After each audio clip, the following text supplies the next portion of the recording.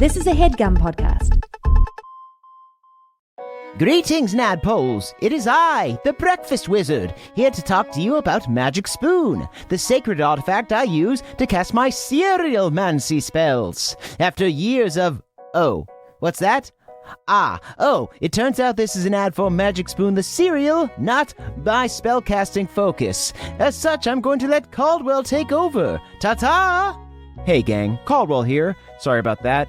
Real quick, here is what you need to know. Birthday cake flavor is back. That's right, this limited edition cereal was so popular that Magic Spoon brought it back, and now you can get it for yourself. For a limited time, Magic Spoon is offering a free box of birthday cake cereal with every purchase, including subscriptions. This cereal is normally $10, so this gift with purchase is a great deal. To take advantage of this offer, head to magicspoon.com/PawPawBDay to grab a custom bundle of cereal and get a free box of birthday cake and try the magic for yourself. Remember, this exclusive offer is only available to NADPOD listeners. So go to magicspoon.com/PawPawBDay to add a free box of birthday cake to any order. Magic Spoon is so confident in their product, it is backed with a 100% happiness guarantee. So if you don't like it for any reason, they will refund your money, no questions asked. Okay, the Breakfast Wizard is still loose in my house somewhere, so I have to go. Thanks for listening, and see you next time.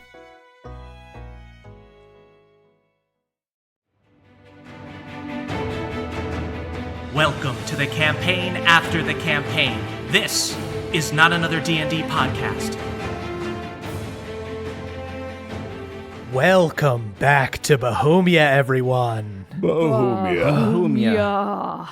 I'm your Dungeon Master, Brian Murphy, joined one last time by Jake Hurwitz. No! Hard one. You're going to make me cry while I do my fucking intro. Hard one, Surefoot. And my dear wife, my partner in life, my partner creatively, Emily Axford. Moonshine Simon, fungal queen and possum mother, earning a gold star with a bronze beard lover. Ooh, very good. I didn't know if I could get through it because you gave such a touching introduction. And then my other podcast brother who started 8-Bit Book Club with Emily and I. Aye, sir. You are laying it on, sir. I'm laying it on thick. We're getting into it, y'all. That started it all. Honored to have you here with me, Caldwell Tanner. Beverly Togold V.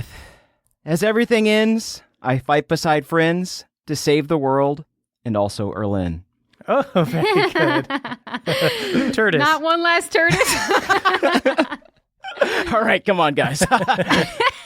Relax. Let's play, okay? Let's just play, huh?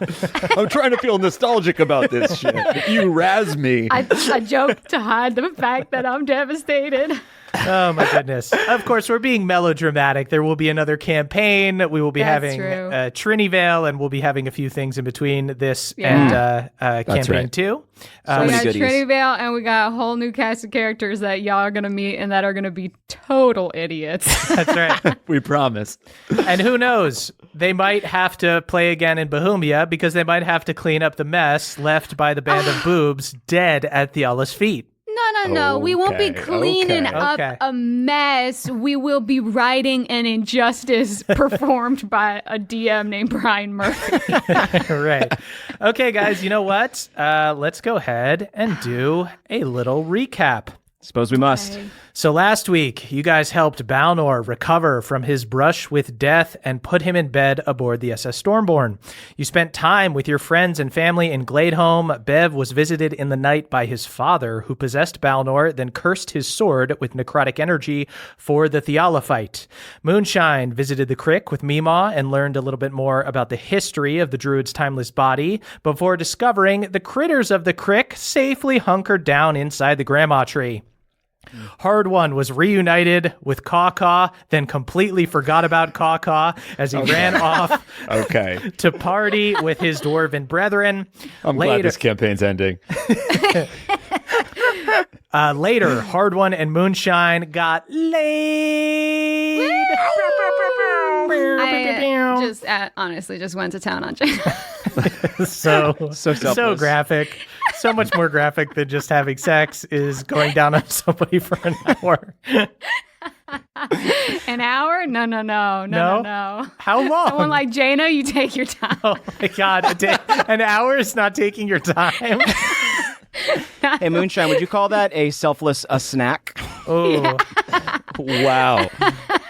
I would. Thank you so much. Very Beverly. good, guys. Yes, I would. Setting the mood, making sure it's nice and dour. yes, so Hard One and Moonshine got laid after Jaina revealed a hidden attraction to Moonshine, and Hard One went off behind a tree with a dwarven barbarian named Shivel. And I'll never tell what happened in all the sex that we had behind the tree. Meanwhile, Beverly and his halfling friends attempted to goof Scoutmaster Denny, only for it to end with Bev and Denny falling out of a window and plummeting out of the city. Fairy tale ending. Fairy tale ending. After Bev and Scoutmaster Denny survived, Bev was gifted his advanced humor patch from Denny, and then was visited by Luna, who informed him that she'd located the Court of Gods buried in catacombs under what were once the Iron Deep Mountains. You reconvened, then had one big bed under the stars before being given a hero's farewell by Lucanus and the rest of your friends around the city. As the citizens of Gladeholm cheered you on, you took off on the Stormborn out of the protective bubble into the storm and towards the Court of Gods, towards Theala. And that's where we are now. Whew. So you guys are out amongst the wind and rain aboard the SS Stormborn. The crew navigates the storm with the no-nonsense competence of people who have better things to worry about. When you were heading out into the Cataclysm the first time, Nerman and the dwarves were panicking a bit, but now, as you head towards a literal god who wants to kill you, a shipwreck would not be the worst thing in their eyes. So you all travel through the wreckage of the Iron Deep Mountains. The Cataclysm has shifted the old valley and completely destroyed the road that once connected the eastern and western sides of Bohemia. It's now covered in rock and debris from where the mountains collapsed in on themselves. But you're able to follow Luna's coordinates on your map, and you eventually find the spot. You guys lower your ship and see atop a hill of rocks is a flag marking the entrance to the catacombs. You guys are still up in the ship right now with Cordone and the dwarves. What do you guys do? Did Luna communicate to us precisely how long the trek to get inside is? Luna told you that she was able to get into these kind of unnatural catacombs, but she got to a door that wouldn't allow her in. I guess I'm just trying to figure out, there's like a couple things that I would like to do once we are approaching the time that we feel that we may be about to fight Theala. Yeah, and me I'm too. trying to gauge when I should pull the trigger on a few things. Yeah, I want to do a couple push-ups just to get like a pump going as we're going in. Yeah, that's essentially what I'm talking about. Glamour muscles. That's really all. You really got to gauge the pump before you. Can we do a roll to see if it's pump time? Yeah, go ahead. Traps and lats, quads. Insight to see if it's bods. pump time. Beverly does have foresight on him, so literally everything he rolls today will be with advantage, and everyone who rolls against him will have disadvantage because his Meemaw Moonchild loves him very much. Oh, thank you, sister. I will go ahead and roll again because I did get a 3 on my first roll. Oh my god. What a good use of that spell. That's 2 3s in a row. Good lord. Neato. Get him out now! Get him out now! Bev jumps off the side of the ship. Bev, with that kind of insight, you know all the time is pump time. All right, That's I like true. that philosophy. Hey, I could have told you that, Beverly. But realistically, you guys can assume you're not going to jump into this hole and instantly be attacked. Like, you probably have to travel a little bit. If we're taking a little time to prep and pump and primp and prompt, I would like to go into the captain's quarters and do some last-minute preparations on my own. I drape a blanket over my oil paintings. I was actually hoping it'd be okay if I used some of your art supplies, Hard One. Wow. They're not mine. They were left here by a previous captain, so have at it, Hoss. Sure. Okay. What's his is mine, I suppose. I go to town. I get a little crafty while everyone else is making their preparations, with the plan to rejoin everyone when it's time for one last inspiring speech. Sweet. Oh, that is true. I would say that in the time it took Moonshine took pen to paper, a new trend for her, and wrote little notes to everyone to put in Pawpaw, in case anything happens to her. But she doesn't do this, obviously. It's like a little note to Lucanus, a little note to Mima.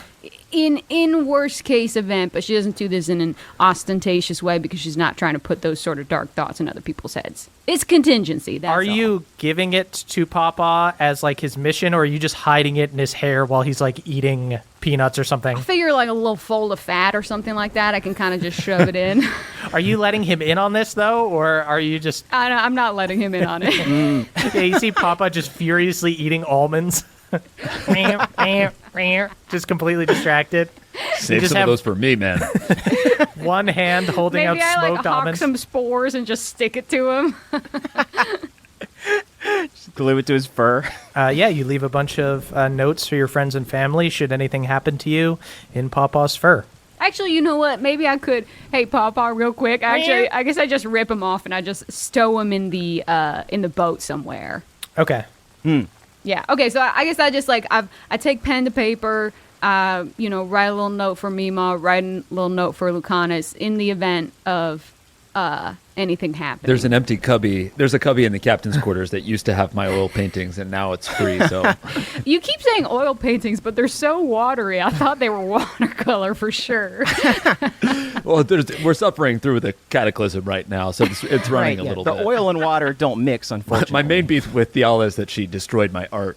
I guess I'll put the notes just in that little cubby. It's just a contingency. As Moonshine comes in and does that, because I'm in the captain's quarters, Oh, sorry. it's okay. It's like I'm not here. No. I think we might kind of have the same idea. Oh, And I hold up a sealed letter for Erlin. oh, yeah. I mean, do you want to put them in the contingency cubby with mine? That seems like a good plan. Out of sight, out of mind. I'm hoping I that... know it seems like a dark move, but really I think it just gives us a little more courage in the battlefield. Yeah, I think I need to leave some of this part of me behind if I'm going to Yeah. fight as bravely as we need to. Yeah. Okay. Okay. Well, I'll put mine in the contingency cubby and then leave Bev so that he can have some time. Yeah. I put my letter to Erlin, which I hope that he never has to read. And then I also write one last journal entry in Erlin's journal, and I put that in there. And I close up the contingency cubby, and then I go rejoin the others. Great. I think Balnor is going to do the same thing. Balnor writes a little letter, seals it away, and puts it in the contingency cubby. Whoa. Who did Well, shit. write to? I don't know how to write, but I'm going to draw a quick little watercolor. Pawpaw Ow. can dictate to you, or Pawpaw can write for you. He's an Okay. excellent scribe. I mean, it's a misuse of a brilliant legal mind, but he can scribe. That's great. I whisper in Pawpaw's ear for 5 minutes and Sweet. dictate a letter. Papa helps you put a letter together. He leans over your shoulder and shows you how to do all the different letters and markings. And Hard One, you seal your letter away in the contingency cubby. And you see Cordone leans in and he goes, "Did you want me to proofread these at all, or Yeah, these are deeply personal. Yeah, Okay, these so no- contingency correspondences just like are definitely a spell check, or If you've got a good rhyme for the word love, that would be pretty helpful in mine. okay? Do you want me to take a pass, Hard One?" Yeah, sure. You could take a gander. Some of these are stretches. Some of these are slant rhymes. You see But that's Cordone. poetic license. Cordone carefully with a letter opener opens Hard One's letter and reads it and just nods respectfully as a fellow beat poet. I nod too. It's come so far. Hey, Hard One, you up for one last squat? Yeah, and Bev, Why don't you lead this workout?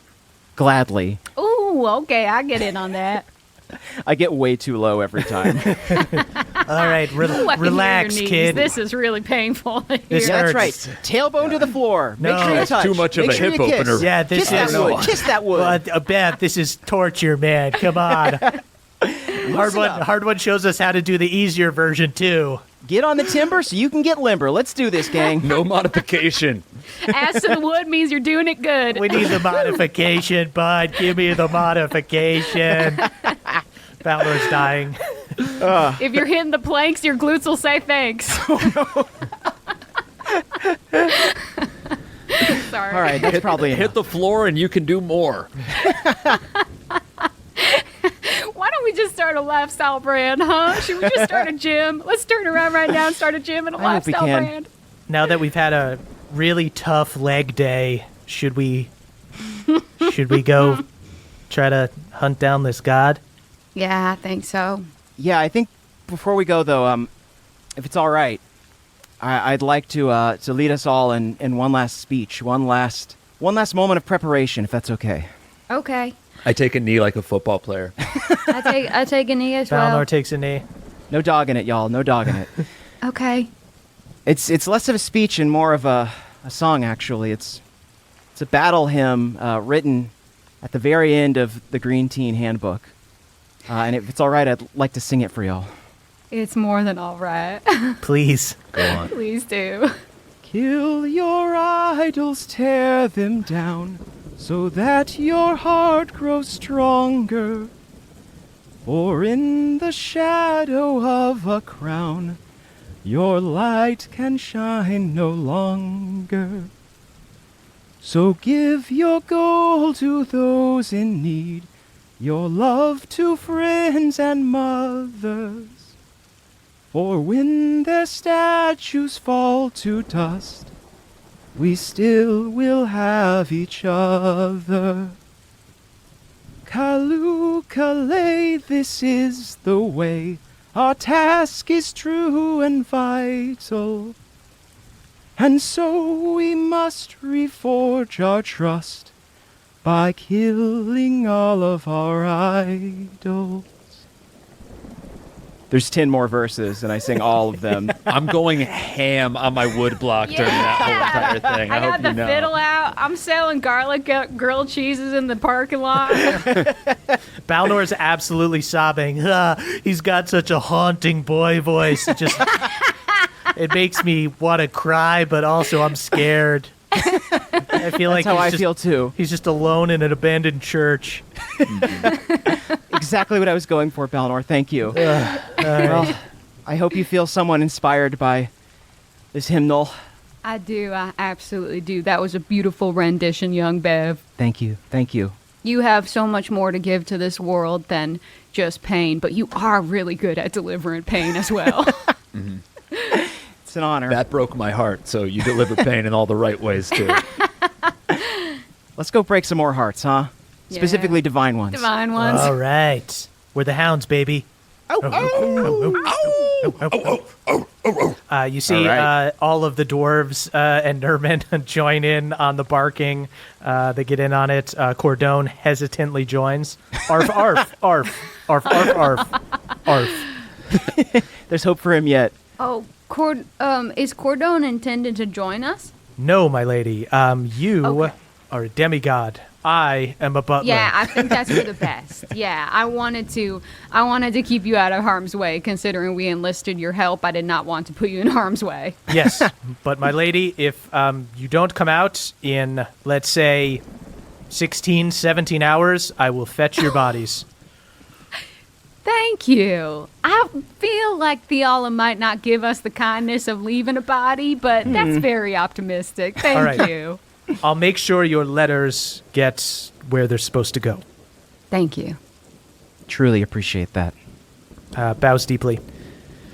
All right, Skippy, then you're off. You see Nerman salutes you, and all the dwarves salute you.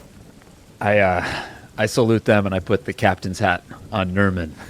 Oh, Until I get back, this is your ship. He looks extremely proud, and he gives you a predator handshake, and he pulls you in for a hug. Hug him.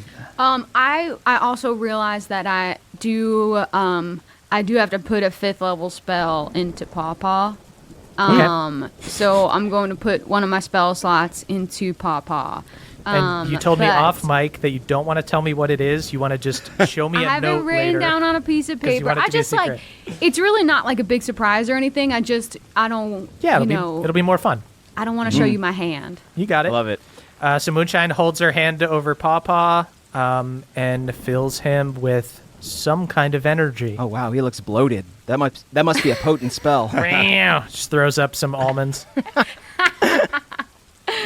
Cool. Let's get to it. Yeah. All right. All right.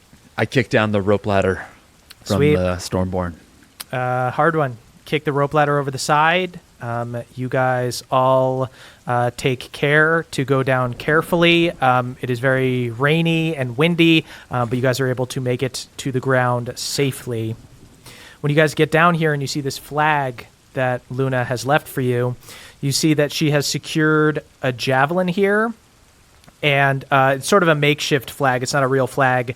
You see she has taken her old chosen tabard, the one she wore over her armor, and she's fashioned it into a flag. The white tabard flaps violently in the wind. Its edges look all frayed, like they were destroyed by the weather. But you see a claw mark through the golden sword in the middle that looks quite intentional. Wow.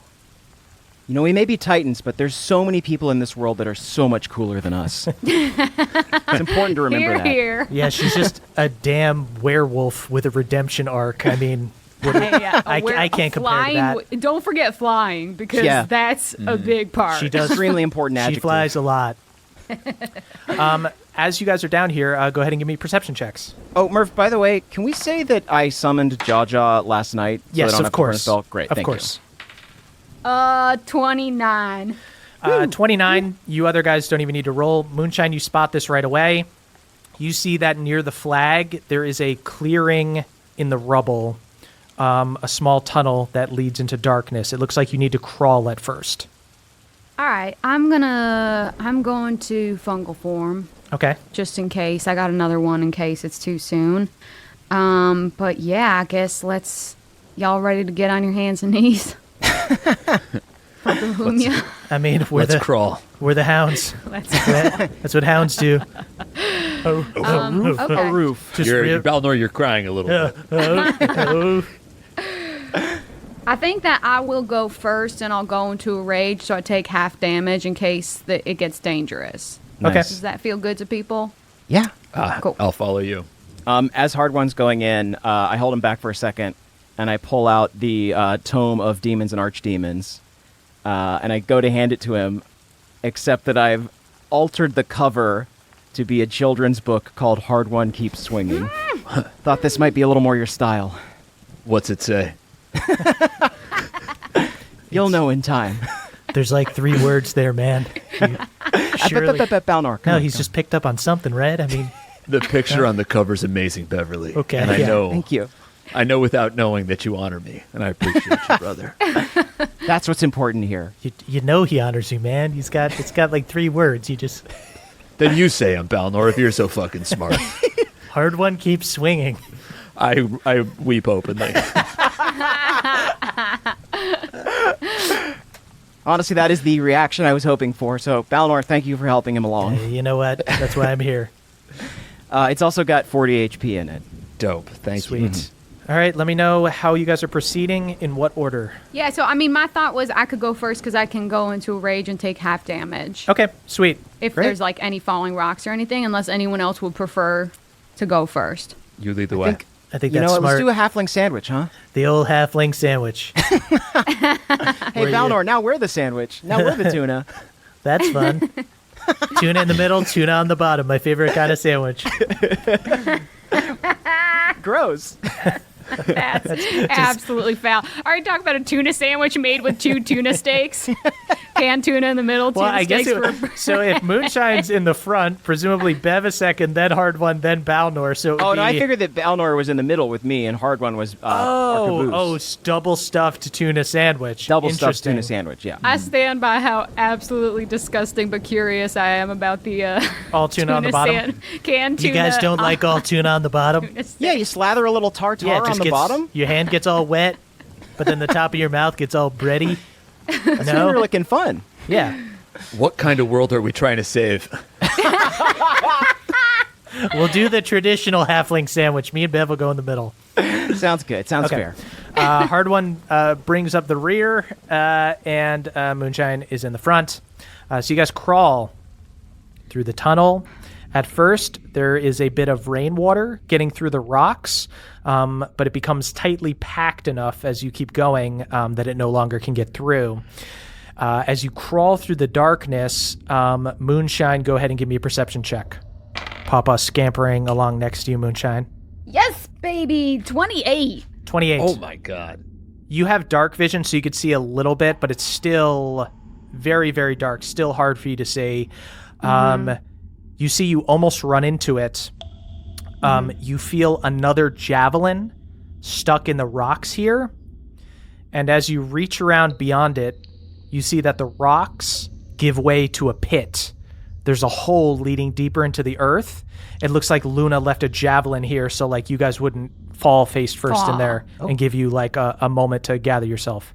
Wow, what an honor to trace those esteemed steps. Y'all, pit ahead. Prepare accordingly. I shout at the top of my lungs. Everyone takes 10 psychic damage as your eardrums burst. Cave falls in behind us. Yeah. Does it seem as though it's like a trap, or does it seem as though we have to descend into the pit? It seems as though this is where you need to descend.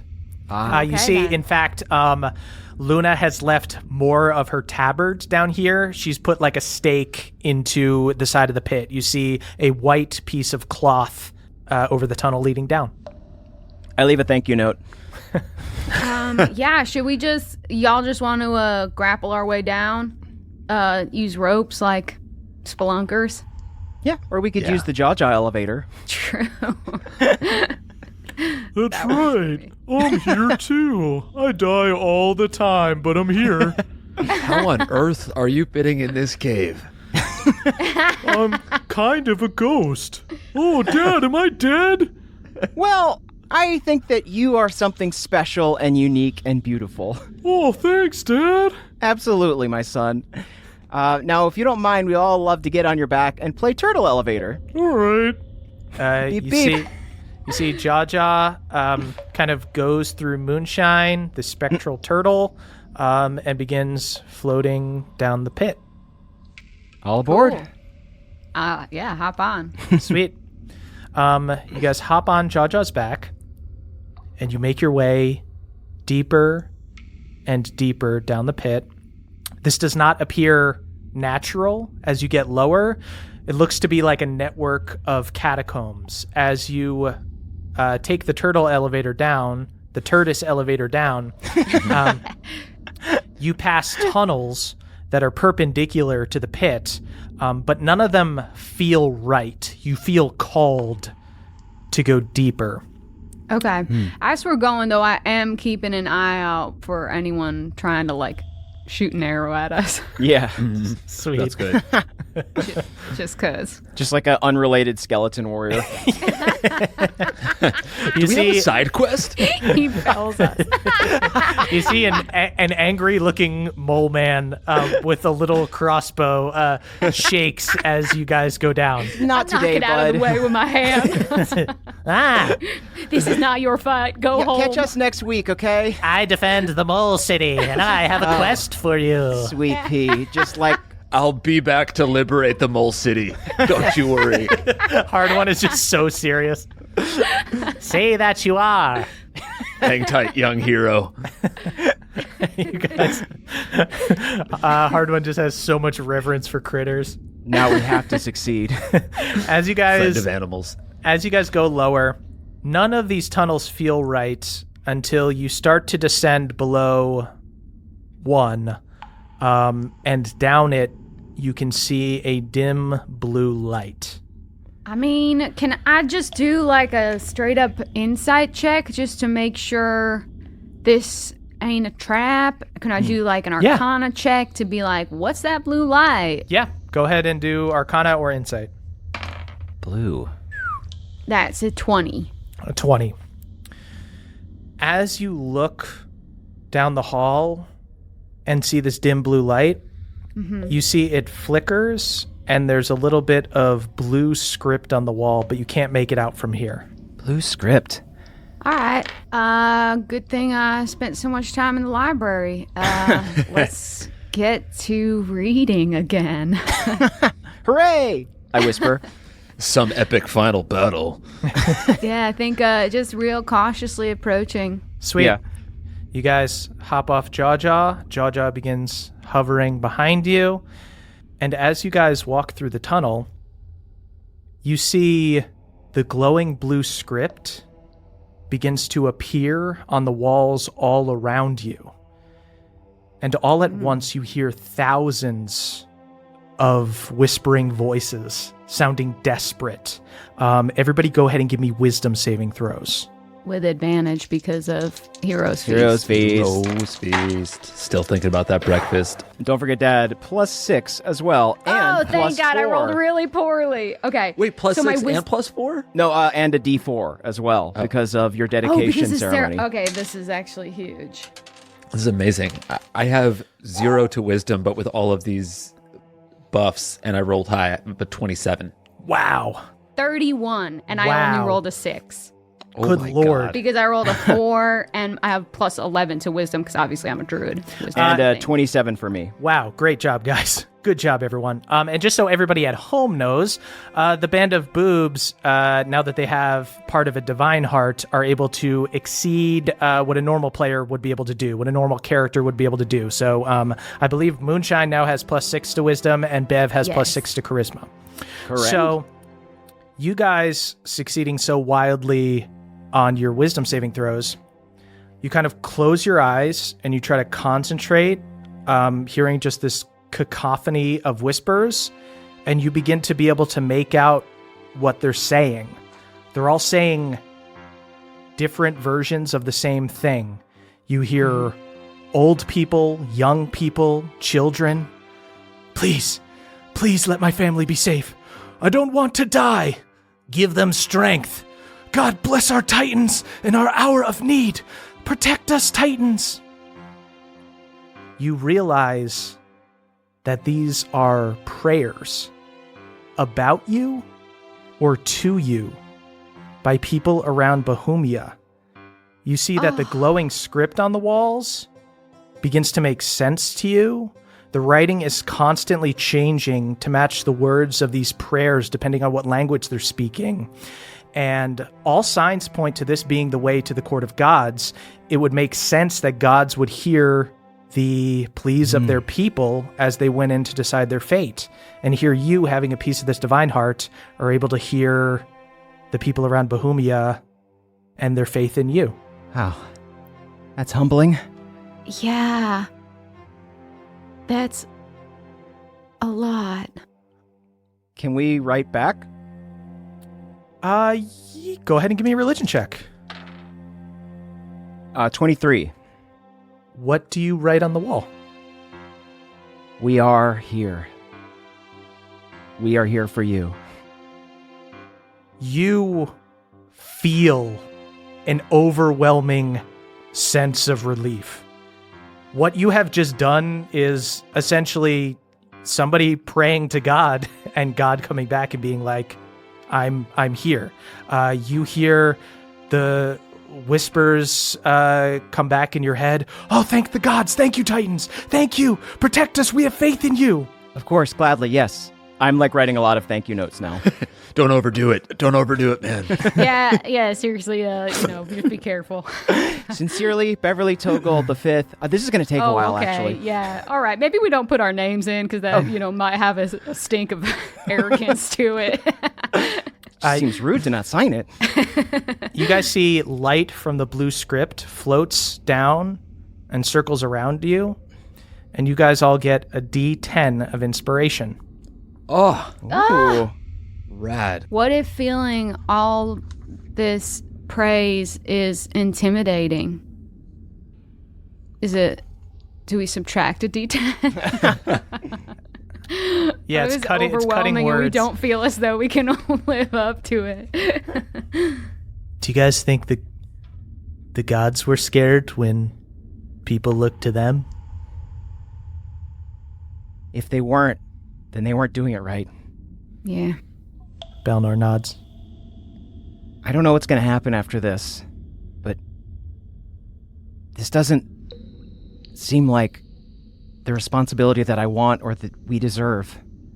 But that's a conversation for another day. Yeah. Yeah. Let's use what we have and do what we need to do. All right. Well, it was good that you gave those people some comfort, Bev. I think a lot of people are reaching out right now. Yeah, it's just, it's nice to be nice. Words Yeah. to live by. Ain't that the truth? Shall we keep going? Yeah. And I does think this so. look like we're leading into another tunnel? No, it looks like this tunnel leads to a doorway. All right. I was wondering if y'all thought that this might be the kind of fight that we blow our little horn for. I would love to see those guys one more time. Okay. I missed Then the sound of that horn. Yeah. Then I guess I want to do like a kind of a sort of piano Ooh. blow, just like kind of quiet. Somber. Just you pull out the horn of Valhalla, which is the teeniest. Just a toot. I like the hard one. That wasn't me. Go ahead and roll for your berserkers. Okay, we got 6. 6. We got 6 berserkers. What kind of pirates would you like? Would you like? I believe you guys have had Frostdwarf pirates in the past, and just regular pirates. I was thinking that I might cast animal shapes on them. Okay. Do you hate this, Murph? No, this is crazy. Okay, so Murph, here's what I'd like to do. I would like to blow the horn of Valhalla, bring out these berserkers. Then I would like to, on the thinking cap, cast conjure woodland creatures and conjure 8 pixies. I'd like to put 4 of them in the bag of holding and then use 4 of them to cast fly on 4 of the berserkers, which then I will cast animal shapes using my own concentration to turn them into elephants. And we can go into battle on flying elephants. Bravo. Bravo. Just let me know if you want to leave me. Good lord. That's insane. But I've looked up in the monster manual. I've got ghosts here because technically the Horn of Valhalla has spirits that come out.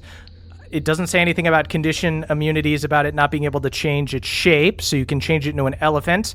Yeah, the And- language of animal shapes is you change a willing creature, and from what I saw online, ghosts are creatures. Great.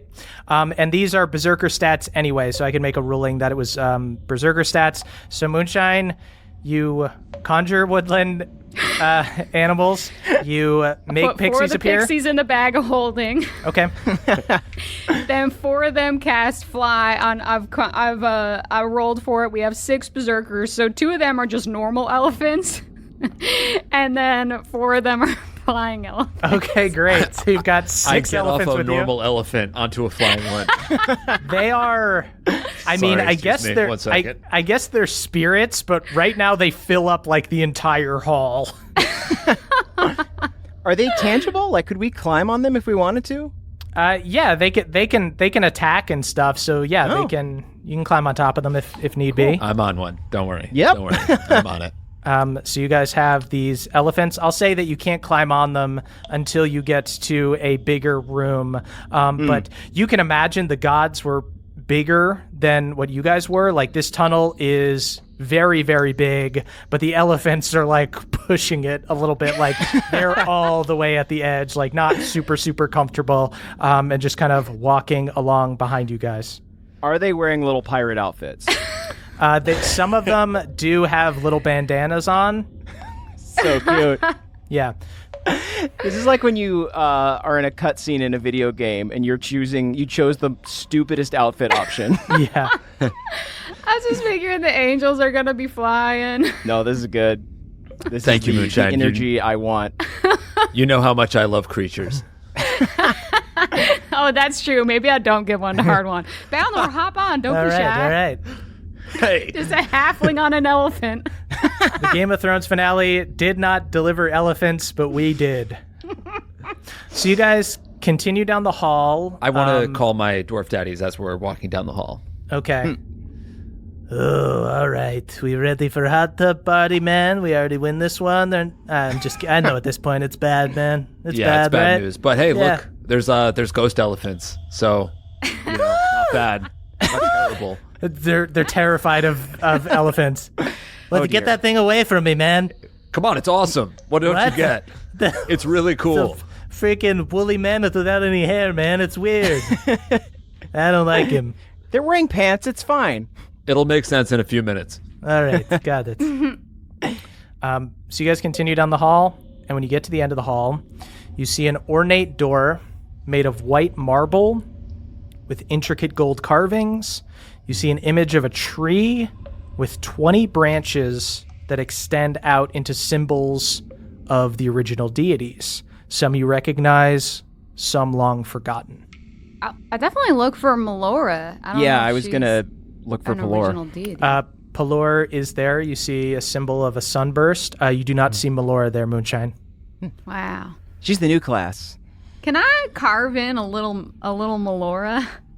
Moonshine, as you touch it, Yeah. you see the door begins to light up blue. You see that some lines in the tree light up with blue and light up some of the symbols across the tree. Ooh, hands in, my fellow Titans. You guys all put your hands in, Hell yeah. Get him in. and you see that the tree carving glows blue, the same magical glow as the script on the walls.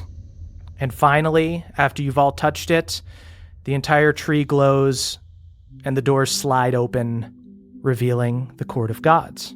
Wow, the most exclusive club. You have to be a deity to get in.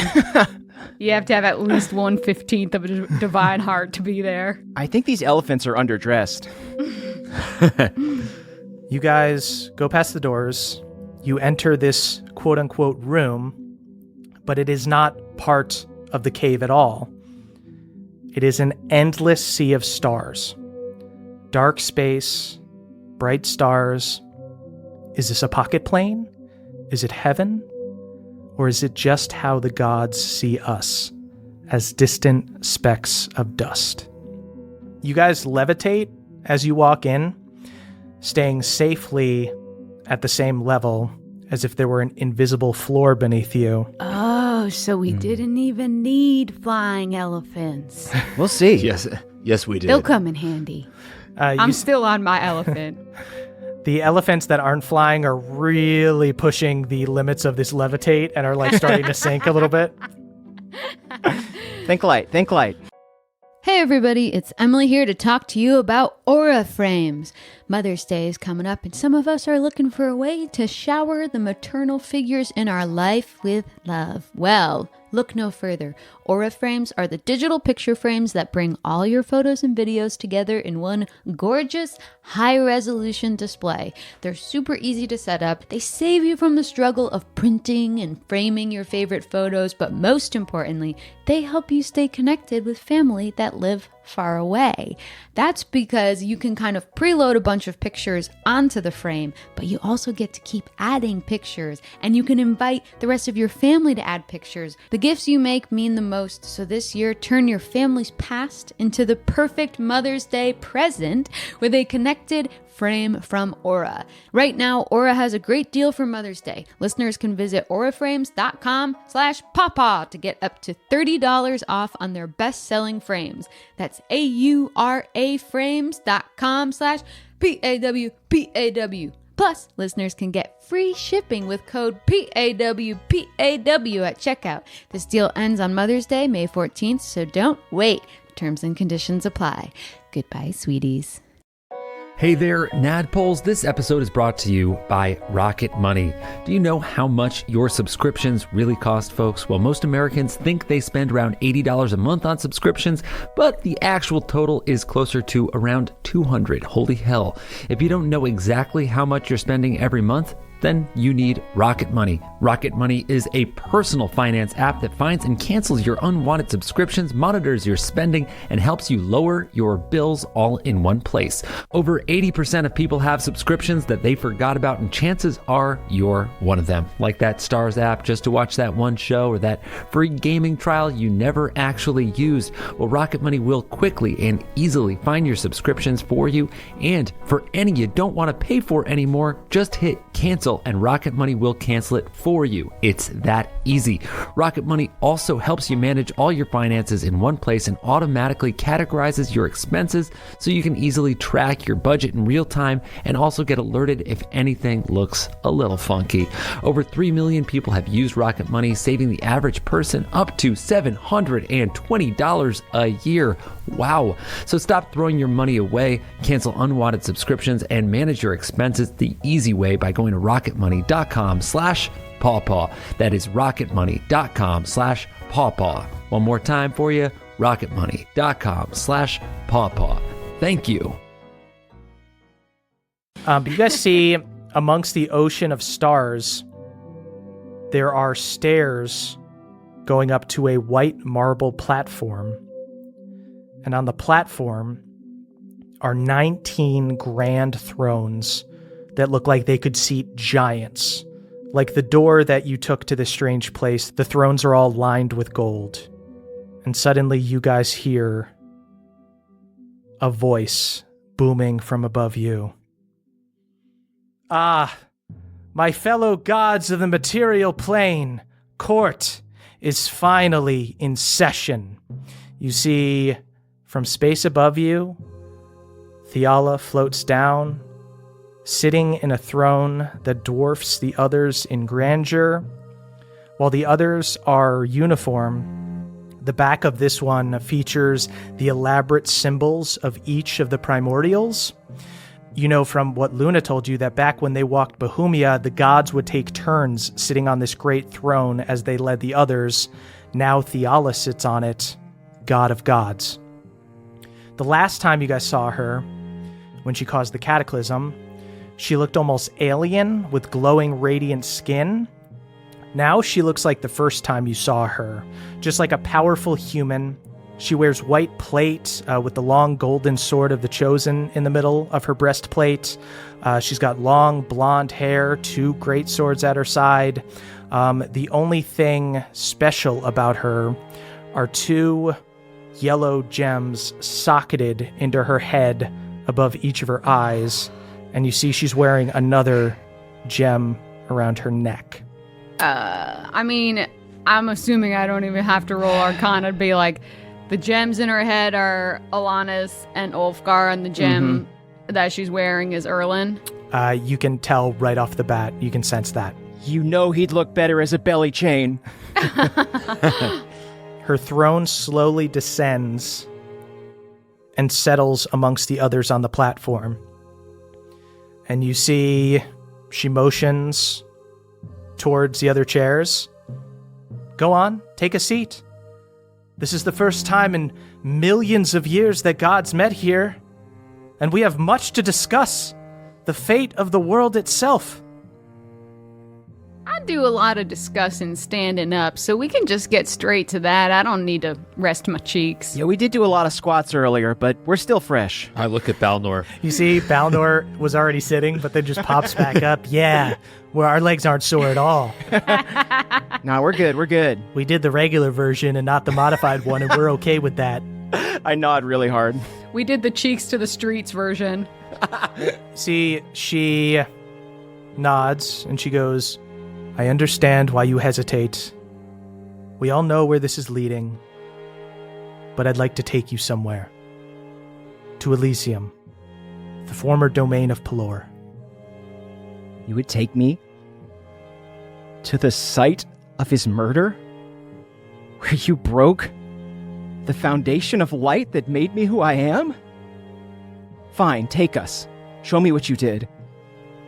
Only if my elephants can come. They're with us. My God, you brought a small army. I guess I should be flattered. You're It's smart. actually more of a big circus. I'm just saying, only if my elephants can come is sort of a creed I'll live by. Right.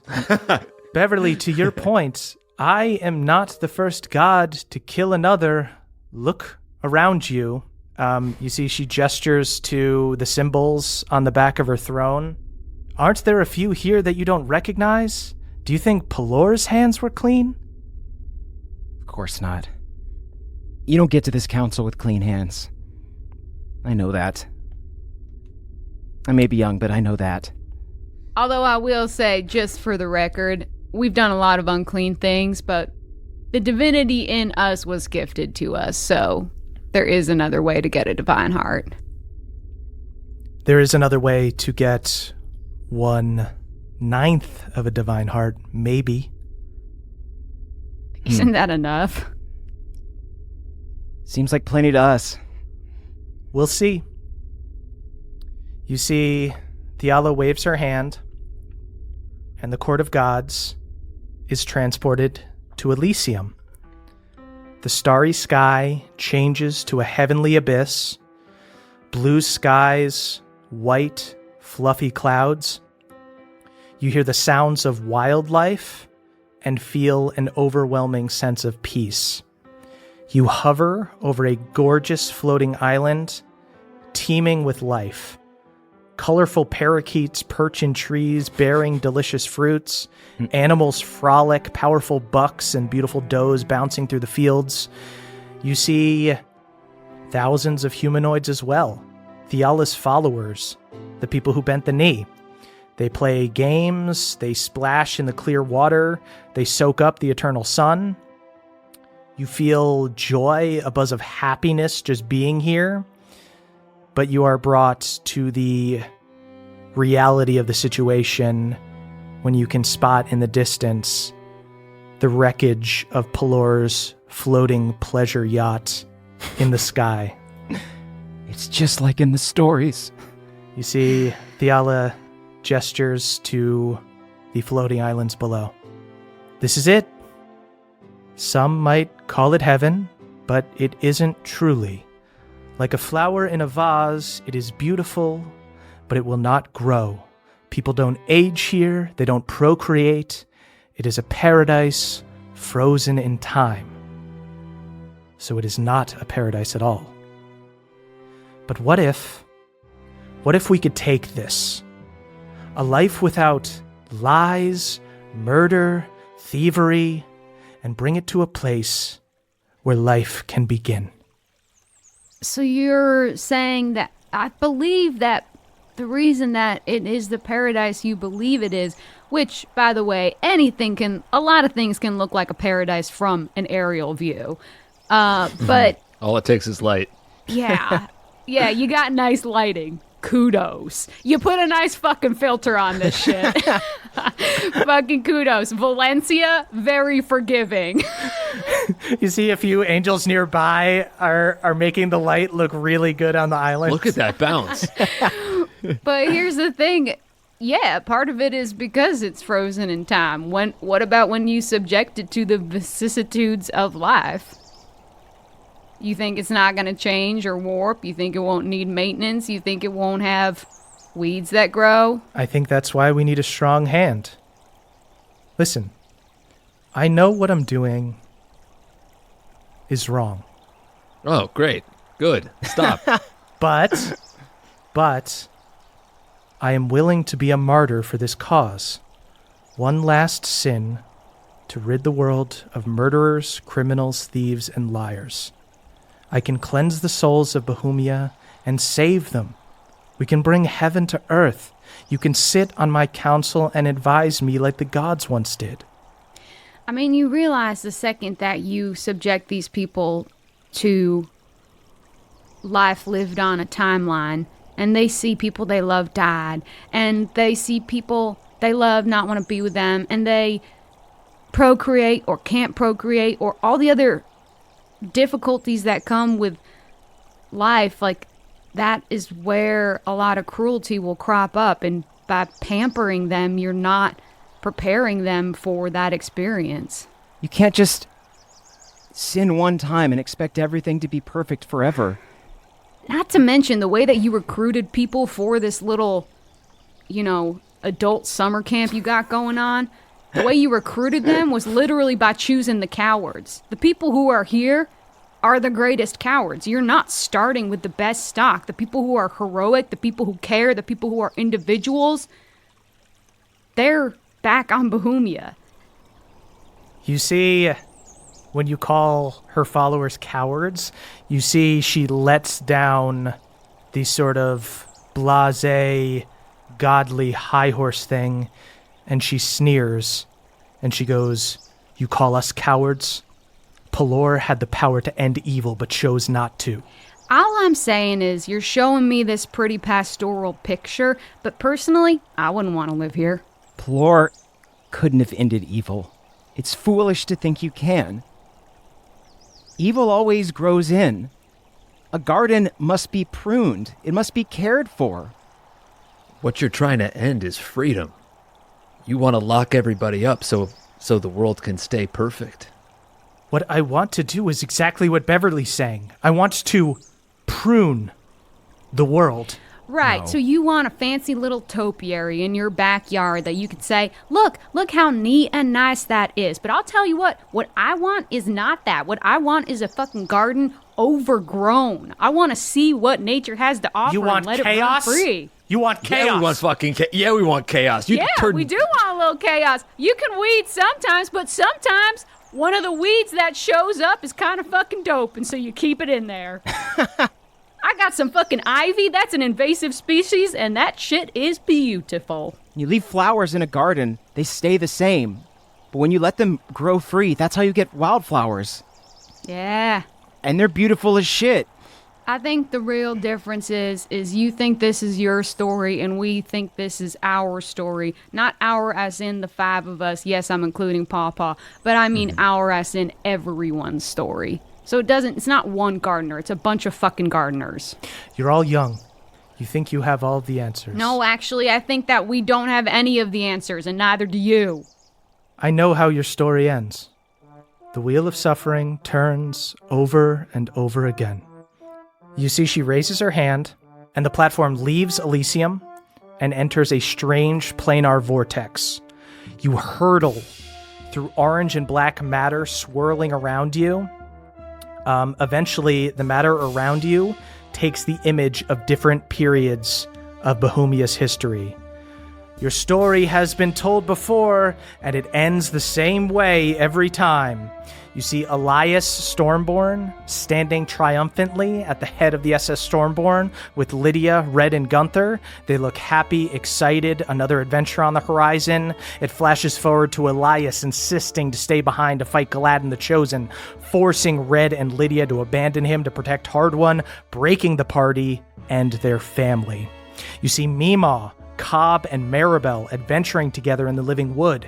Cobb and Maribel infatuated with each other, and Meemaw just infatuated with life itself. A big smile spreads across her face as she rushes up and hugs a tree ant that whisks her up in its massive branches. Flash to Meemaw standing, desperately trying to heal the same tree ant, covered in crick rot, weeping as a corrupted Maribel attacks the crick. Cobb tries to plead with her, but she lashes out a poisonous pseudopod that takes out one of his eyes. You see flashes of the same thing happening over and over. Heartbreak, tragedy, betrayal. Mishka and some of the other folks of Moonstone come together to fight Shadowfang and are wiped out. Erdan is attacked by his own parents. Lucanus is shunned by the High Elven nobles for trying to get the elves involved in the war against Asmodeus.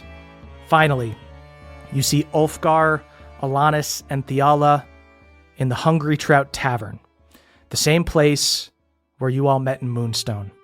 Ulfgar drinks an ale while Alanis puffs on her pipe. Theala tentatively takes a sip of ale before laughing and joining in on the revelry. You see them defeating the dragon Shadowfang, rallying the troops in battle against Asmodeus' forces, traveling to Hell and defeating Asmodeus himself. During the battle, you see Alanis is hurt and Theala heals her. She shields an unconscious Ulfgar from a spray of fire from the devil's attack. Through it all, I healed them, while Ulfgar delighted in taking lives, and Alanis manipulated the fabric of reality to suit her cause. I healed them. Now we have a problem with it because I'm taking lives? How many lives has Ulfgar taken? With glee, with bloodlust. How many lives have you taken? Points to Hard One. Hey, I would never harm an animal, if that's what you're intending. That just makes me think you've harmed animals. All you did just now was show us how great life is. Thanks for showing us the old clip of Mima and Cobb. That was great. And hey, my parents together. Ain't that beautiful? There's highs and there's lows, and that's what makes life worth living. That's what makes it good. I'm glad you were happy once. But your problem is that you don't know how to let go. You see the slightest twitch in her eyes. Not of anger, just of like a brief sadness. And then she steels herself and she goes, "So, the wheel of suffering continues. So does the wheel of joy. One more turn." Theala draws her swords. As you hurtle through space, you see two spectral angels covered in chains with scythes arise from behind you in vacant thrones. Everyone go ahead and roll initiative. Wow. See, the fact that y'all angels have chains on them, that should be telling. Oh, you look at them? These look like they might have at some point been like Pelor's guardians or something. These don't look like chosen angels. These look like trapped angels. Oh, those are Pelor's cabin boys. 17 for me. That's a 23. That's going to be a 5 for me. Okay, we are going to say, Moonshine, all of your critters are just going to go on your turn because otherwise it would be way, way too complicated, and we want to get into it. Hard One, you are up first. You see the goddess Theala pulls out her two great swords. Two angels with scythes come up to strike you guys from behind. Angels, if they are angels, he has antipathy. They are not going for Hard One. They're going to go for the other people. Okay, but just letting you know if they're within 60 feet of him. The enchantment causes creatures of the kind you designated to feel an intense urge to leave the area and avoid the target. When such a creature can see the target or comes within 60 feet of it, the creature must succeed a wisdom saving throw or become frightened. The creature remains frightened while it can see the target or is within 60 feet of it. While frightened by the target, the creature must use its movement to move to the nearest safe spot from which it can't see the target. Cool. They will roll wisdom saves on their turn. Okay, I'm going to try to duck these angels and swing my hammer right at Theala. Sweet. I'm going to use Great Weapons Master and -5 to see if I can add 10. You and I'm gutsy. going to attack her recklessly. Oh my god. Hard One, Devil May Care, charge in after her. That's a 27 to hit. She is going to go ahead and use a reaction. She's going to parry. You see she gets her sword up and is going to block you. Her AC is now 29, so she blocks it. Whew.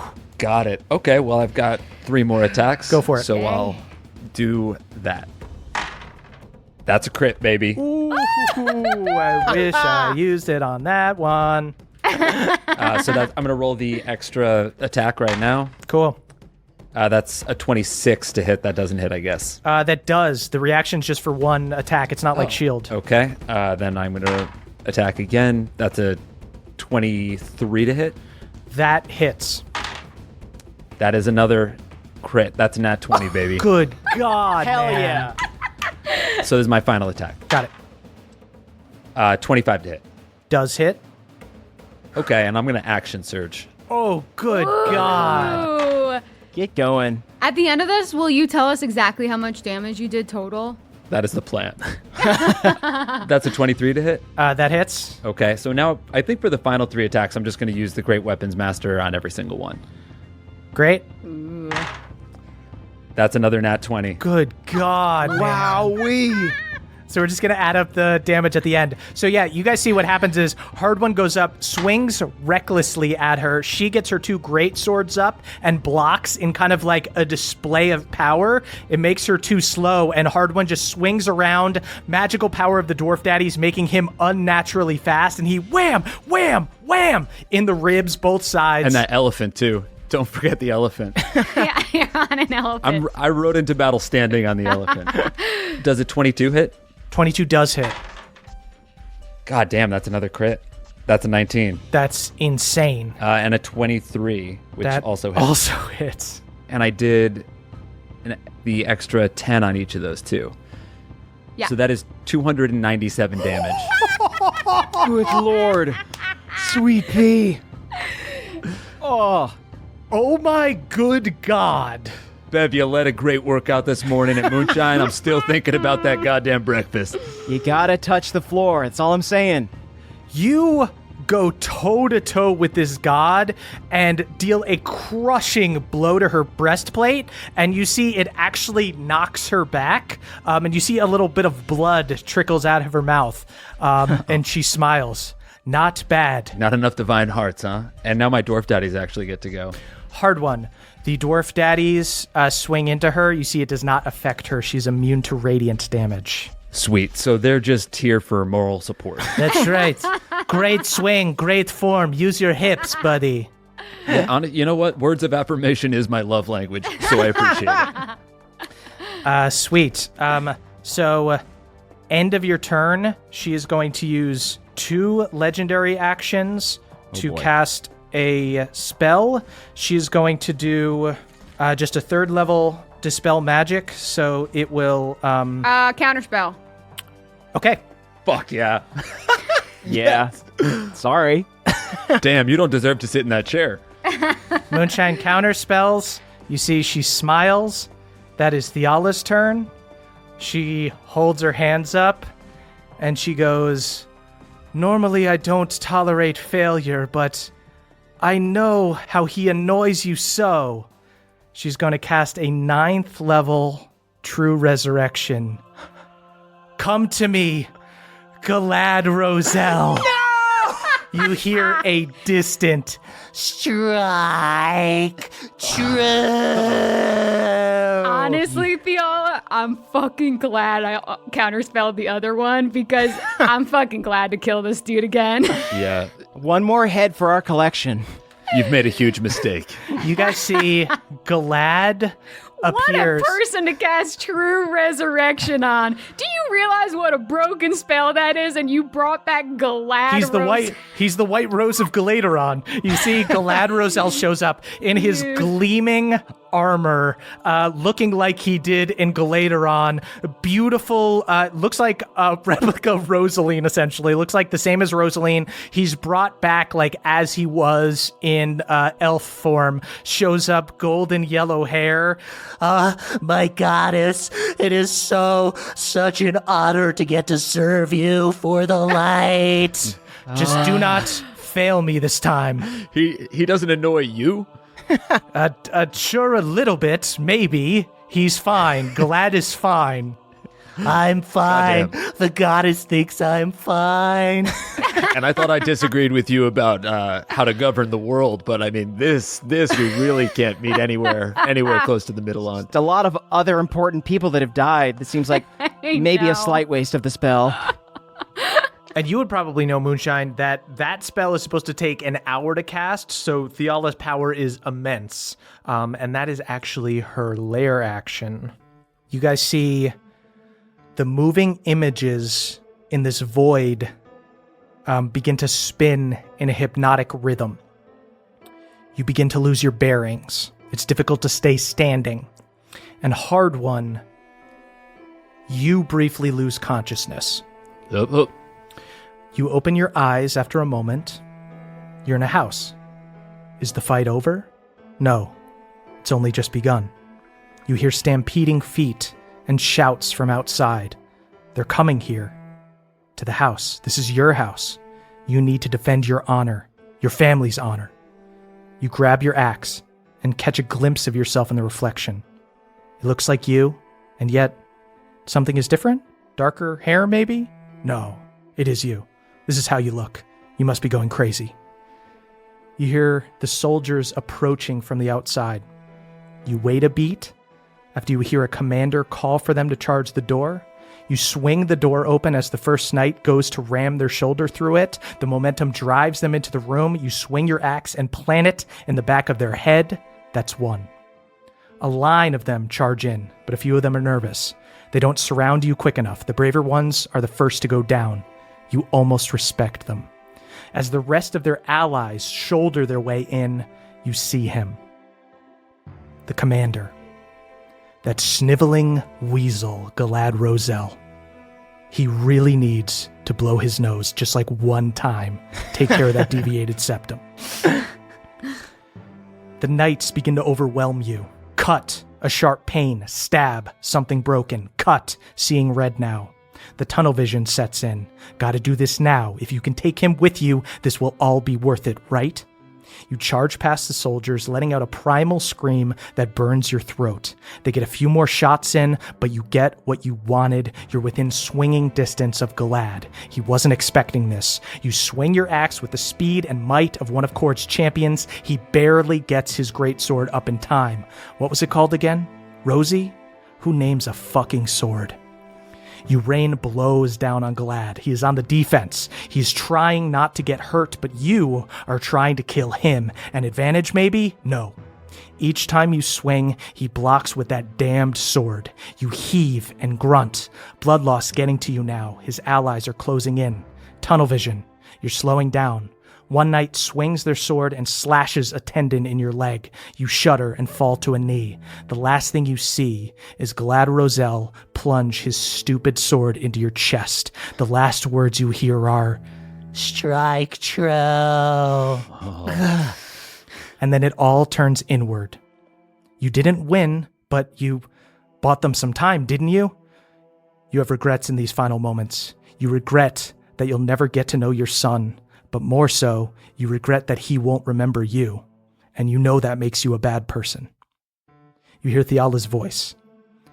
And this is how the great Captain Stormborn dies. Without a crew, alone. Go ahead and give me an intelligence saving throw. God damn it. I've got 16, so I'm going to use the Bardic Inspiration. Okay. That's an 8, so that's 24. That is still a fail. God damn it. Hard one, you take 69 psychic damage. Epic. Worth it. Love that for you. You feel as if you were actually just stabbed in the chest, and when you flash back to your body, you feel as if there's like an actual wound there, and you heave for a moment as you stand toe-to-toe with Theala. Oh, thanks for the reminder of how bad I want to fucking kill you guys.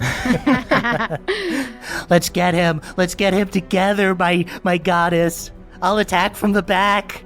See, you complained about me making fun of your followers, but He is not the end-all be-all of chosen followers. Yeah, that's right. I'm whatever you want, my goddess.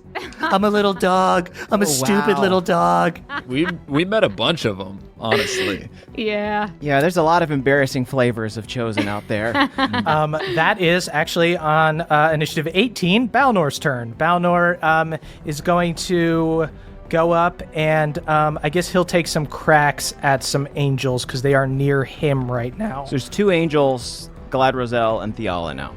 Correct. Cool. He takes 3 attacks. He hits twice. Balnor does 30 damage to one of the angels Here we go. that look pretty cool. scared of Hard One right now. They both whisper to each other and keep motioning over towards Hard One. It just looks like they're afraid of the hammer. As they should be. At the end of Balnor's turn, she is going to use 2 legendary actions and once again cast Dispel Magic on Hard One, on Antipathy, to get rid of that. You know what, though? You need to fucking roll. Oh yeah, that's a 9th level, right? That's an 8th level. So you need to roll. I wish I was in there so that I could keep you honest. You can come here and look if you want. I feel like I should, right? Should I go look? Yeah, go. Go take a peek. And get up real quick. Peek behind the screen. She has a +10 to this. 20. Ooh, I'm glad Emily saw it at least. You know what? You still had a fucking waste of turn doing that, so. Damn right. True enough. That's a slot. Lots of slot. Moonshine, that is your turn. Okay. 4 of the pixies that weren't in the bag are going to go invisible and go in the bag. Okay. The pixies that are in the bag are going to hold their turn. Okay. They're going to hold their action. I think I just want to make sure that all the damage that Hard One does sticks, and all the damage that Bev, I'm sure, is going to do sticks. So I'm going to chill touch. It's just a cantrip, but it means that she can't regain hit points. Wow. Until the end of my next turn. Okay. I'm going to chill touch her. Try to chill touch her. Okay. Does a 25 hit? Yes, it does. She takes 22 necrotic damage, and now she can't heal. She can't regain hit points until the start of my next turn. You see, it looked like she's got Erlin as a necklace around her neck, the gem. You see it was glowing. It looks like she may be using it as a holy symbol. You see that as you do chill touch, that the glow around it starts to dull, and you see she looks furious. Isn't it funny? You come all the way to the top, and it just leads you right back down to the bottom, huh? Haha, great turn, Moonshine. Careful with that gem. Right? Wait, it looks like I hurt Erlin? No. No. Okay. Not at all. And now all 6 elephants are going to go. Good God. So, they are going to trampling charge. Since the antipathy was dispelled and Balnor did some damage, they're going to trampling charge the angel that Balnor hurt. Okay. Does a 23 hit? Yes. 18 damage, and he needs to do a DC 12 strength saving throw. They pass. 19. Okay, next one's gonna come after you. Does a 15 hit? 15 does not hit. Okay, next one is also gonna miss. Does a 21 hit? Yes. Once again, strength saving throw, DC 12. Fails. Fails? Okay, so he is now knocked prone. He takes, rolled poorly, so he takes 12 damage and is knocked prone, and now that elephant gets to make another attack. Sweet. You see this elephant crashes into this angel with its tusks and smashes it down to the ground, stops levitating, stops hovering in the air. He takes another 26 damage, and now he's prone for, I think, the last elephant to then have advantage, right? Good God, yeah. And since he's prone, okay, he's gonna hit. So since whenever an animal is prone, they can use a bonus action. So he's actually gonna hit again for 14. And Okay. since he's prone, he gets to stomp, which is definitely gonna fucking hit for another 16 damage. This is the best circus I've ever seen, and I've seen a lot of circuses. So I believe that's all the goring and stomping from the elephants, and 4 of the pixies have held their turn. Good God. Bravo. And Papa will also hawk 24 points of necrotic spores at Theala. So Papa uses his action to use your spores and does 24 damage to Theala. You have a possum spitting on a god. And you think Honestly, you're that the good sounds guys. like me in a fucking It's an pistachio insult, shell. my goddess. It's an insult. Your pet is way lamer. End of this godforsaken turn. Theala is going to use a legendary action to take a crack at Hard One. Oh, 25 to hit. that hits. 44 damage, Hard One. Gleaming great sword shines bright with radiant energy. Strike true. Yeah, she said it. She said the line. Okay. After Moonshine, that is the angels' turns. The one that is prone and is getting beat up by everybody is not going to be able to get away and help Theala. Okay, this one is going to pop up and take 2 attacks on Balnor. This is the hurt one. Ooh, crits. Oh. And hits on the second one. Balnor gets sliced with a scythe for, good lord, 110 damage. Wow. Excuse me. Wow, that's not good. Balnor looks rattled by that. Ow, didn't love it. But he's pretty hardy because of all the extra things. So he's not on death's door or anything. This other angel is going to go up and swing on Hard One. Oh, hey. First attack is a 21 to hit. That hits. Okay. That is 40 damage, Hard One. Okay. Scythe goes through you, takes another swing. 25 to hit. That hits. 41 damage, Hard One. All right. As you are tangled up fighting Theala, and you have this other angel swinging a scythe on you, you see Glad Roselle sneaks up behind you. I've got him, my goddess. I will help. I challenge you, Hard One Surefoot. Bring it on, you little shit. That is a 21 to hit. Fuck this guy. I'm gonna cast shield. Yeah! I can't fucking hit you all fucking turd. I should have casted it earlier, but I just can't stand it. I can't stand him. Beautiful. You cast shield. You're not touching me. And you see Theala goes, "You're the only one who missed, Roselle. Try harder." Come on, Roselle. Yes, Try. yes, my goddess. I'll get him this time, I Try a promise. little. Oh, try a little watching harder. him get uprated by his goddess is almost better than watching him die. He got another 20, misses with the shield. right. I promise on this one. Fiala, please. That one is a 26 to hit. That one just hits. Hard one. He swings into you. Strike true, Rosaline 2. He's going to go ahead and cast a 5th level Divine You Smite. named her Rosaline too? How Rosaline 2. disrespectful. That's what kids do with their fucking goldfish. I'm not a kid. Rosaline 2 isn't a goldfish. How's your sword feel being named after its ex? Damn. Yeah, Rosaline's right here. Tear rolls down his cheek. 56 damage, hard one. Whew. That hurts. I'm gonna hellish rebuke this motherfucker. Okay. Beautiful. You throw out the your hair in a hair tie. My hellish man bun. Fix his nose. You demon, you fiend, you use fire instead of the light. What do you think fire is? Just different light. Does get a 21 on his save, so just gonna take half. Okay, so he's only gonna take 4 damage. Whatever, you made your point. He's still afraid of fire. He sort of See, said that out loud. it burns some. He has really, really beautiful hair, and you give him split ends. No. I turn to Theala. This is your best friend? This is not my best friend. I can't believe this is your best friend. It's a little, Yeah, it's seriously. cute that you hang out with him. It's a little embarrassing. I just feel like I personally haven't even considered taking the True Resurrection spell, and I only would if one of my best friends died. So what I'm getting from this is that he is your best friend. Let me make one thing clear. Nobody likes Galad, least of all me. What? What are you saying, my goddess? I seek to bring pain to you. And I realize that I have hurt myself by bringing him here. And now you've just inadvertently hurt Galad a lot. Let me make one thing clear. I don't care if I hurt Galad's feelings. That's fine. You can hurt me, my I think goddess. he kind of likes it a little bit. Oh, he's right? into it, I I see. think he kind of is. I'm gonna have to just start being I indifferent can to him. understand, it can be a little fun, a little power play. That is Bev's turn. See, Theala looks uncomfortable. I wink at her.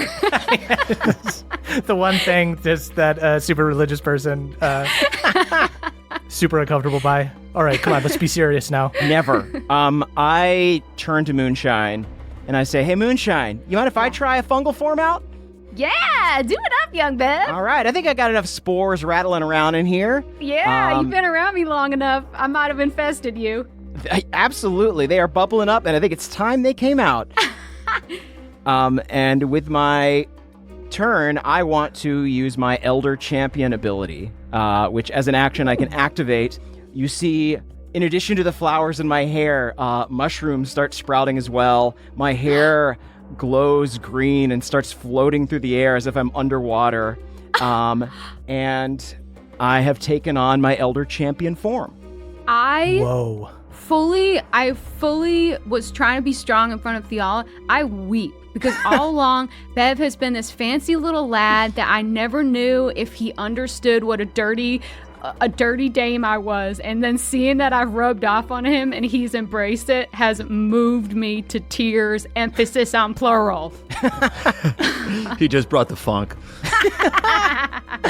These shrooms will spell your doom. I wink at her.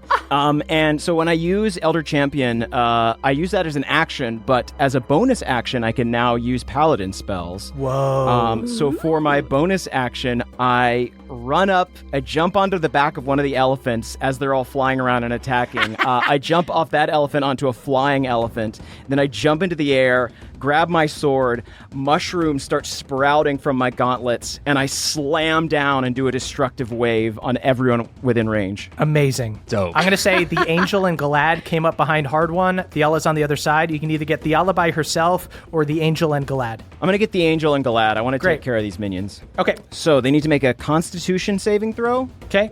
But as I am an Elder Champion now, you see spores and pollen floating all around me, and all creatures that I do Paladin spells on have disadvantage on their saving throws. Yeah, Damn. baby. That's some level 20 bullshit. I It feels love it. good. Okay, so Galad has a +6, and he has an Indomitable ability, so he might be able to beat this. Okay. Let's see.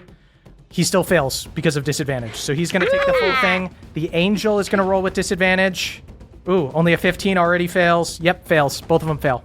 So that's going to be 22 thunder damage to everyone, and then 17 necrotic damage. Yeah, young Bev.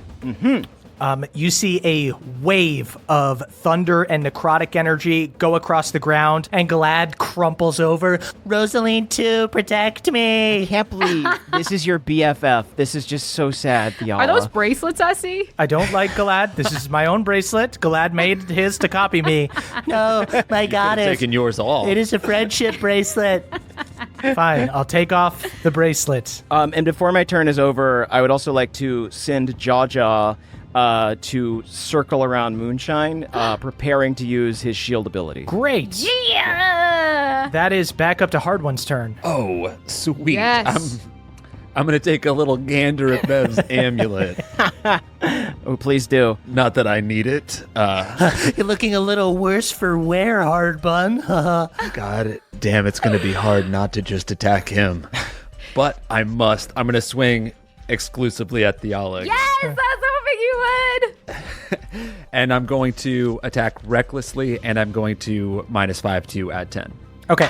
So that's a 25 to hit. Is going to hit. All right. That's a nat 20. God damn. 2 more attacks. Woo! That's a 20 to hit. I imagine that That doesn't do it. misses. That's another nat 20. Good dude. What? Get Jill in here, see if he's cheating. Babe. Show us your dice, man. It makes sense. He's rolling with advantage so much. You see that's true. the one attack that you do miss, Galad is just hanging onto your leg and slowing you down.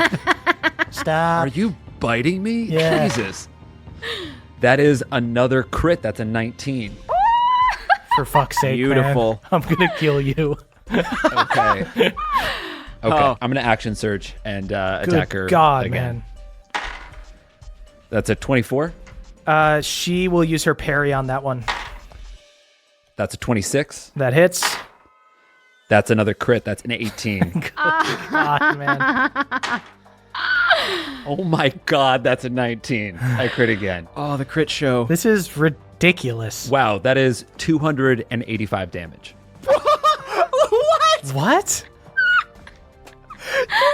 Is that correct? I mean, if you attack 8 times and crit 3, what are you doing? You're doing and I'm adding an extra 10, Extra every 10 single for time each. because I'm minusing 5. Wow. Theala looks hurt. The Wow. actual god looks hurt. She's upset. I'm upset. But don't worry, everyone. It is my turn. But she can't be healed. She cannot be healed. That much is true. Theala is truly so mad at you, Hard One. She is going to take swings on you. She's also going to use leadership. You see she points to Galad. And leadership. If the creature can hear her, it can add a D10 to one attack roll or saving throw it makes before Theala's next turn. She points to him and goes, Galad, do not disappoint me again. I will. Did you see when I smote him? When I smote him, my goddess. 1 out of 3 is bad. You know what? I listened to an inspiring leadership speech this morning, and I gotta say, yours does not compare. She's going to take 3 swings with advantage. Right. Oh, baby, that's a crit. Mm-hmm. That's a 27 to hit. The crit is actually now an 11. Okay, so that's a 25. That's Take away that crit. Great. Hell yeah. Takes away the crit. Second one also hits. Third one is a 25. Okay. Hard one, you take 110 damage. Okay. Still up? Yeah. Great. I mean, not by Yeah. a lot. That is Theala's lair action. Oh. Once again, you guys see the void around you begin spinning in a hypnotic rhythm, and Moonshine, this time you are the victim. You feel yourself go out of consciousness for a sec, and then you come back, and you see yourself in a forest. You see your mother, Meemaw, in Maribel's clutches. Mother? No. That's your best friend, Jolene. And that fungal monster that has her tendrils wrapped around her, that's the only woman you've ever loved. You look down at your blunderbuss, hands shaking and sweaty. You have to do this. This isn't Maribel. She must be stopped. Jolene's got her hurt. One shot could end this, unless you hesitate. You see the pseudopods wrap around Jolene's neck and pull her closer. Her face turns red, and she lets out one last horrified choke. You need to shoot. Now. Jolene is going to die, damn it. Shoot. No. You might hit her. You might hit Jolene. You can't shoot because you might hit Jolene, right? Isn't anyone going to help? No. This is on you. You have to help Jolene. You have to help Maribel by not letting her kill her sister. You raise the blunderbuss, you take aim, and you fire a shot off into the back of the only woman you've ever loved. The explosion tears her back up. Living, shredded fungi splits and wriggles, but that's not what hurts her. She's just angry. When she turns and sees that it was you, that's what hurts. For a second, she looks vulnerable again. She's no longer a devil. She looks like Maribel again, and she's sad. She's sad because you've done just about the worst thing anyone could ever do. Did you really have to shoot her in the back? An explosion. Jolene calls down lightning. A streak of white-hot light hits them both in a powerful explosion. Their bodies fly back and scatter across the ground. Is Jolene dead? Is Maribel dead? Shh. She died a long time ago. You rush over to Jolene. She's still breathing. Good. Maribel's a few feet away, and she's still breathing too. Good. No, shit. This is on you now. You have to finish this. You grab your blunderbuss and stand over Maribel, a writhing mess of corrupted fungi. You take aim. You can do this. You have to do this. How many crick elves did she kill? How much harm did she cause? But what was that look she gave you before? She didn't look like a monster. She looked like a woman betrayed. Maybe she's still in there. Maybe you can save her. No. If Jolene couldn't save her, no one can. But that look, you hesitate. She recovers slightly and teleports away. In that moment, you know you made the wrong decision because you're chicken shit. Gutless. You hear Theala's voice. The cost of mercy. How many more died because he couldn't do the difficult thing for the greater good? Moonshine, go ahead and give me an intelligence saving throw. I'm going to go all out. I'm going to use my inspiration. Nice. 24. Moonshine, you take 66 psychic damage. Not sexy. 6. So, is it even possible for me to keep the concentration? Even with a +6 and a D4, you can't do it? Oh! Come on. 28. I can't do it. Okay. Moonshine, you break concentration, and But they're still berserkers. They're still berserkers. They stop being elephants. Still berserkers. I can still ride this. I can find a way. Hard one just crashes down on top of a pirate. Ow, man. Onward. What are you Onward, doing? you I'm not an coward. elephant, dude. That is Balnor's turn. Balnor is going to take cracks at this angel. Hits on 2 out of 3 attacks. Does 30 damage to start. And then why not? We'll use one of his action surges. Yeah, I'm getting pumped There you up. go. We ain't got the elephants anymore. It's time for me to be the elephant. Give him the tusks. Giving him the tusks. It's okay. We still got berserkers, y'all. We still got berserkers. All is not lost. Trust the And tusk. this one has really big ears. Hey, man, I'm really insecure about that. They actually have pretty similar hit points, so it's more just the abilities that are better of an elephant and the idea of an elephant flying. Balnor does 40 damage after a crit and a hit on the action Beautiful. surge. This one angel is looking pretty messed up, but is still okay. At the end of Balnor's turn, she is going to command allies. Chooses up to 3 creatures he can see. If they can see her or hear her, they can immediately use the reaction to make one weapon attack with advantage on the attack roll. So Galad's going to take a crack at hard one. The angel's going to take a crack at hard one. And the other angel's going to take a crack at Balnor. One of those angels is prone. Cool. So these, the angel and Galad are going to roll regular because they would have advantage, but they have disadvantage because they're prone. 28 to hit from Galad. Ugh, that'll do it. And a 19 to hit from the angel. That one misses. That one misses. Okay, angel misses hard one. Galad is going to go ahead and use a 4th level divine smite on you, hard one. Makes sense. How am I doing, my goddess? You're doing fine, Roselle. Oh my gosh. God, you're a fanboy. It's the worst. Galad with the smite does 45 damage to you, hard one. That'll do it. That brings me down the same way my old man went down. Oh God, Galad stabs you in the back and you go down. No. That's right. You guys see hard one drop. Oh, that hurts my heart that Galad did that. Good God. Yes, I did it. I brought him down. Another Stormborn. Fiala and the angel, mostly I'm dead, so I can't really say it, but that's what I'm thinking. Those are my final thoughts. That is... the other angel is going to take a crack at Balnor and does manage to hit Balnor for 40 damage. Then that is Moonshine's turn. I'm going to start it off by bonus action, healing word hard one. Nice. Oh, hey. Okay. Look at that, Galad. You didn't do shit.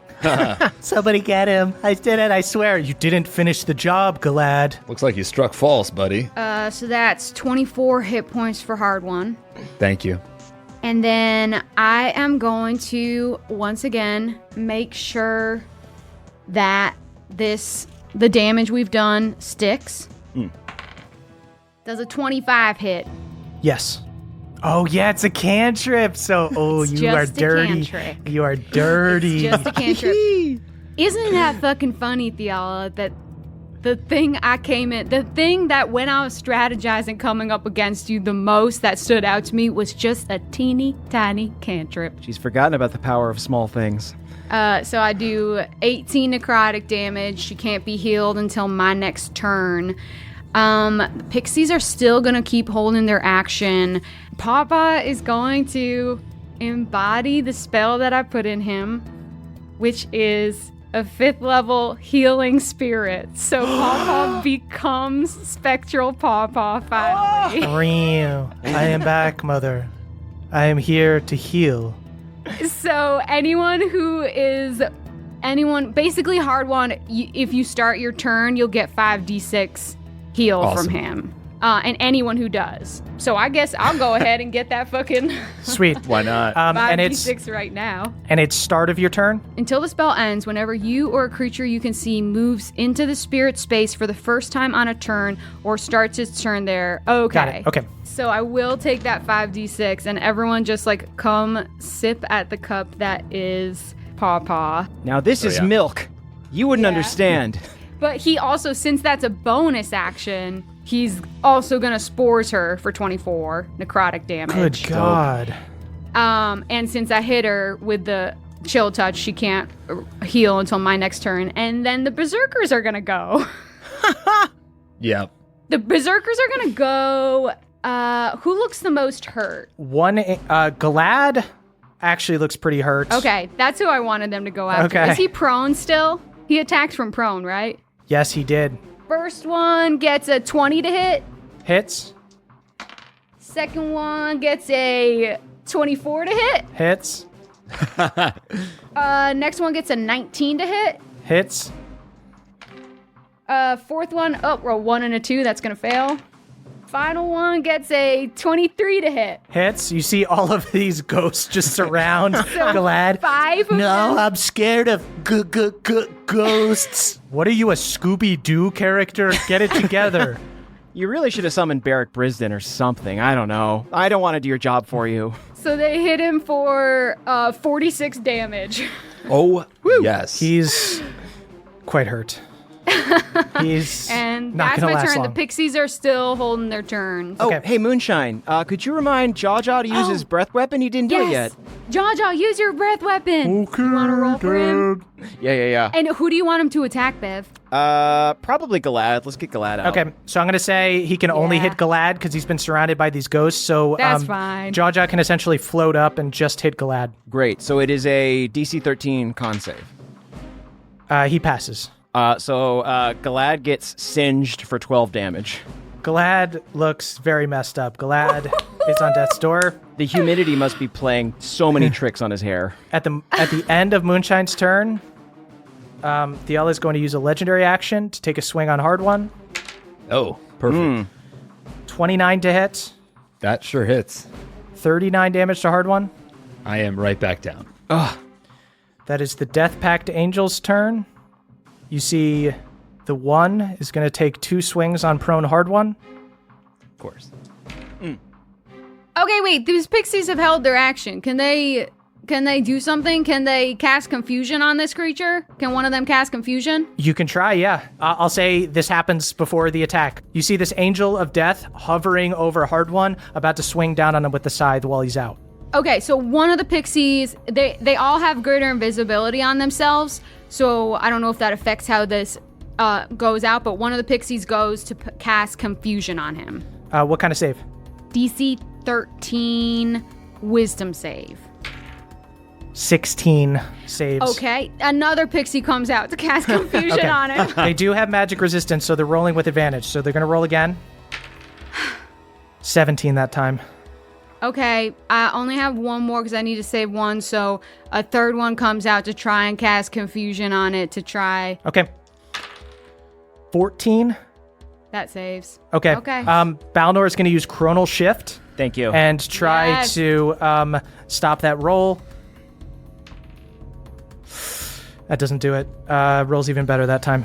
You see this Angel of Death swings down on Hard One, hits on the first one, critical hit, 2 death fails, takes a second swing, No.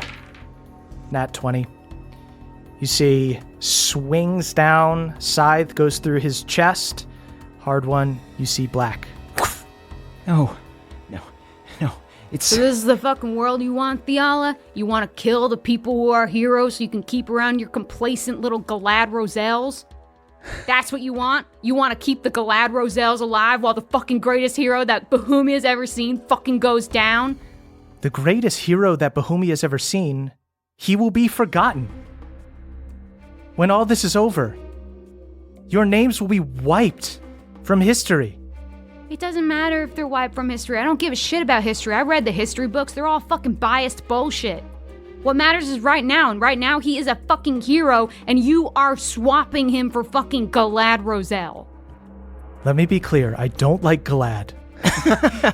Well, the way you're acting just fucking made a real strong case against that. That is actually the other Death Pact Angel who's going to swing on Balnor. Hard One is cold and dead on the ground. The other one hits Balnor once, misses the other time. 41 damage on Balnor. Now it is Galad's turn. Galad will take some strikes at the Berserkers. Let me tell you what their AC is. 13. They actually have better AC than the fucking elephants. So. Really? He still hits on the 3 attacks. And he'll do, I'll say, a first level smite on each one. Okay, give me your damage. 32 damage, 30 damage, and 25 damage. They all look fine. Good God. Oh, Why did I waste my time doing that? That is Beverly's turn. Bev, if you want to be near Pawpaw, you can regain 5d6. Yes, hit come to me. I That's feel great. like I got lost in all the death and whatnot, but I am here. I do have milk. I'm feeling pretty sated at the moment, but Okay. it's good to know. If you could, like, put some milk on ice for me, I would really appreciate it. iced milk. If you could, like, pump out a quick, like, milkshake for me and just keep it cold. All the angels start licking their lips. This is possum milk. You would not like it. Cool. So I turn to Theala with tears in my eyes, and I say, when is the last time you smiled? When is the last time you felt the light that you so profess to love? Because the man you killed brought so much joy to me and to others. He made the world so big and so beautiful, and I'm not letting you take him from it. And as my bonus action, I will cast Revivify on Hard One. Bonus action Revivify. Bonus action Revivify. Yo, Shut you up. love to see it. I kip up. Hard One, go ahead and roll your death saves. Oh, right. Okay, so Bev runs over, hands on Hard One. Okay. That's a 4. Okay, so that is a fail. Oh, don't forget to add the +6. So that is a 10. Oh, okay, so that's already, and yes, that's true. Fuck yes, the power of friendship, my friends. There it is. You also get the D4. So, but even with just the +6, you automatically get a 10. Hard One, go ahead and roll again. Everyone should be friends with paladins, huh? Shout out to the 2 crew. Yikes. Okay. Go ahead and roll a D4 because if you roll a 1, you still fail it. Good on me. That is a 1. Wow. You know what? I'll use Indomitable. Okay. And re-roll that. Yeah, Great. please do. Sure. Hey, there's a 12. That's a 12, baby. Never been so happy to see a 12. You love a 12. And then Hard One, 10 plus the 2 crew. one last Yeah. death save. There we go. That's a 19. Wow. Yeah, Now you baby. kip back up. Now I Since kip he up. popped back up, would you say that's like him entering Pawpaw's spectral healing area? Yes, Hard One, you may use Spectral Papa. So I kip up right into Papa's teeth, and I look at Galad and I say, "Now this is a god worth worshiping." What are you doing, man? You wouldn't understand. Thanks for the revivify, bud. Absolutely. I Anytime. give Bev a crooked thumbs up. I give him just a mangle of fingers in return. Cool. So as my action, I'll give him 50 HP from touch hands. Wow. Yes! Sorry to be touching you so much. Hey, keep it up. I'm fucking drinking possum milk. We're a Yeah. touchy family, okay? We're No a family that boundaries, hugs. Everyone knead on me as we drink of my milk. I am your big possum mommy. I cheers a glass of possum milk with Hard One, and then we link our arms and chug it down, and he gets 50 HP. And then I'm going to action surge. Oh, Yes. you do have an action surge, you crazy, I do indeed. crazy guy. Glad's looking hurt, right? Extremely hurt. Very, All right. very hurt. Very hurt. Wait, Beverly, okay? Just hang on. Let's talk this out, okay? Again, Because y'all, please pay close attention to what's going to happen because that is that is your followers. No. Nothing's gonna happen, okay? Just remember that you and I have a history, okay? Bev, for the light, remember? I didn't realize that killing your idols meant I got a 2-for-1 today, but I'm going to take it. I definitely thought he was going to proposition him with something lewd, so that's why I What? wanted to pay attention. Come to y'all. on. It's an offer we've all heard before. I've watched him proposition some pretty lewd things. I never said that. I don't remember that. I'm going to slash into Galad Roselle. More mushrooms sprout from my hand and my sword as I power up a necrotic smite. Moonshine is weeping like a proud ant. Beverly, necromancy, you shouldn't. You need the light. Beverly, you need the light, Bev. You gotta look on the dark side, bud. And I slash with the power of Shadowfell and my friends behind me. Cool. And I'm gonna roll with advantage. Yeah, roll everything with an advantage, my little one. Does a 22 hit? A 22 does hit Galad, yes. Woo! All right. So we're gonna do a second level necrotic smite. You hear as the sword whizzes down, you see your father's face in the black smoke. Good job not dogging it, son. We've had a knucklehead in our path, and soon that knucklehead will reside on my friend's belt. Oh, yeah, this is real Galad. This isn't like some fake spectral Galad, so his head will indeed be real. Yup. Dope. So that's 32 damage on the first attack. Beverly, finish him. I slice him up so that he falls to his knees. God. And then I move out of the way and let Hard One do what he will. Take a shit on him. Don't take a shit on me. I stride up to Glad Roselle, twirling the god's hammer. I say, you know what, Roselle? I could kill you with this thing, but you're just not worth it. And I kick him in the face and shit on his head. You just brutally just like break his nose into his skull, and you hear for one split second you fix his deviated septum, and he goes, "No, Hard One, no. Strike true, find the light." Shit, that's beautiful. Holy fuck, that's beautiful. What a voice. And he falls over as you shit on his head. What could have been? And I do my best to shake off the fecal matter as I tie his hair around my belt. Ah, man, you're not putting that in the bag, I'll tell you that much. In fact, I'm not going to hang out with you. Don't worry, Belmar. No, it's going on my person. Okay. That's maybe worse. I give Hard One a towel to assist with cleaning off the shit-covered head. I use it to wipe my face. Just a little bit of sweat. I guess I'll head towards the angel that's attacking Balnor now, if that's okay. You're going to take an opportunity attack from the other angel. That's fine. Misses. Woo! I blow some spores in his face as I yippee-skippy right past. Ah. Yeah, Hell yeah. suck on those. Beautiful. They won't do anything, Suck on but those spores. bet you're pretty annoyed, huh? Cool. Then I will attack this angel that's harassing my dad. Sweet. Does a 23 hit? Yes. I'm going to save my third levels for Revivify because we are already having a rough go at it. I think so, yeah. But That seems smart. I'll do another second level Necrotic Smite on this angel. Okay. Oh, wait, no. Divine Smite, because this angel is a... Death Angel. Yep. so that's 29 damage, radiant, for all the fans listening at home, to this angel. Sweet. End of Bev's turn. Theala takes a legendary swipe at Hard One. Right. 25 to hit. That hits. Hard One, that is 37 damage. Still standing, baby. Still standing, baby. Bev and Pawpaw hooked me up.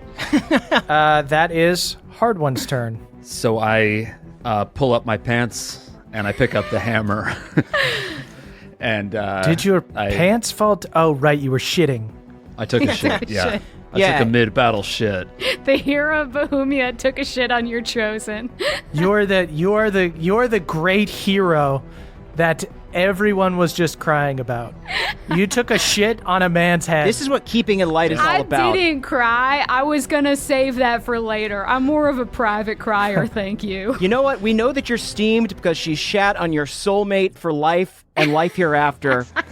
But I'm sorry. This is the way it's going to be in Bohemia. Take his friendship bracelet off. That's my bracelet. He copied it. I tie it tighter. We're not That's best friends. meld into stone. Untie it. Untie the bracelet. You're allowed to take yours off. Why This would is I what take don't mine off? He understand. copied me. Hard One is touched for a second, and I'm like, did they really say I was a hero while I was dead? several times. Don't get inspired. Shut up. Hit me with your damn hammer. All right, I'm going to take some attacks. I'm going to attack recklessly, and I'm going to -5 to add the 10. So that's a 27 to hit, That hits. a 20 to hit, dirty, not Misses. nat. I'm going to use a fucking luck point, Okay. Yeah! Oh, yeah. and that's a 22. Hits. That's a 25. Okay. I think I sort of give her the middle finger with my chill touch necrotic hand, just so she knows this is coming for her. That's a really weird thumbs up you're doing, Moonshine. It's a mean thumbs up. Whoa. That's a nat 20. It's a thumbs down, honestly. You crit again? That's a nat 20, baby. Fucking bastard. How many 20s is that? I don't know. Too many. Wow. It makes sense because he's for anyone who's like, oh my god, he's cheating. No, of course not. He's rolling with advantage 4 times in a row, 8 times in a row. Yeah. And also, Statistically. Jesus Christ personally loves him. That is 165 damage. Beautiful. God, it is a pleasure, sir. It is a goddamn pleasure. Sorry for dying all the time, but every time you bring me back, this is what I'm going to try to do. Hard one. You smash her in the chest, dent her breastplate, swing back around, hit her in the back. You hear her back crack as she flies forward, hit her in the face. You see her neck snaps back. She turns it back to you. Ooh. Blood pouring out of her nose, blood pouring out of the sides of her mouth. She tries to look strong, and then she staggers and she falls a little bit forward, and she goes, "All right, the negotiations are over. Your opinions have been noted, but I am the god of gods, and I decide what is best for the realm. Perhaps I should show the people of Bohemia what happens to people who oppose me."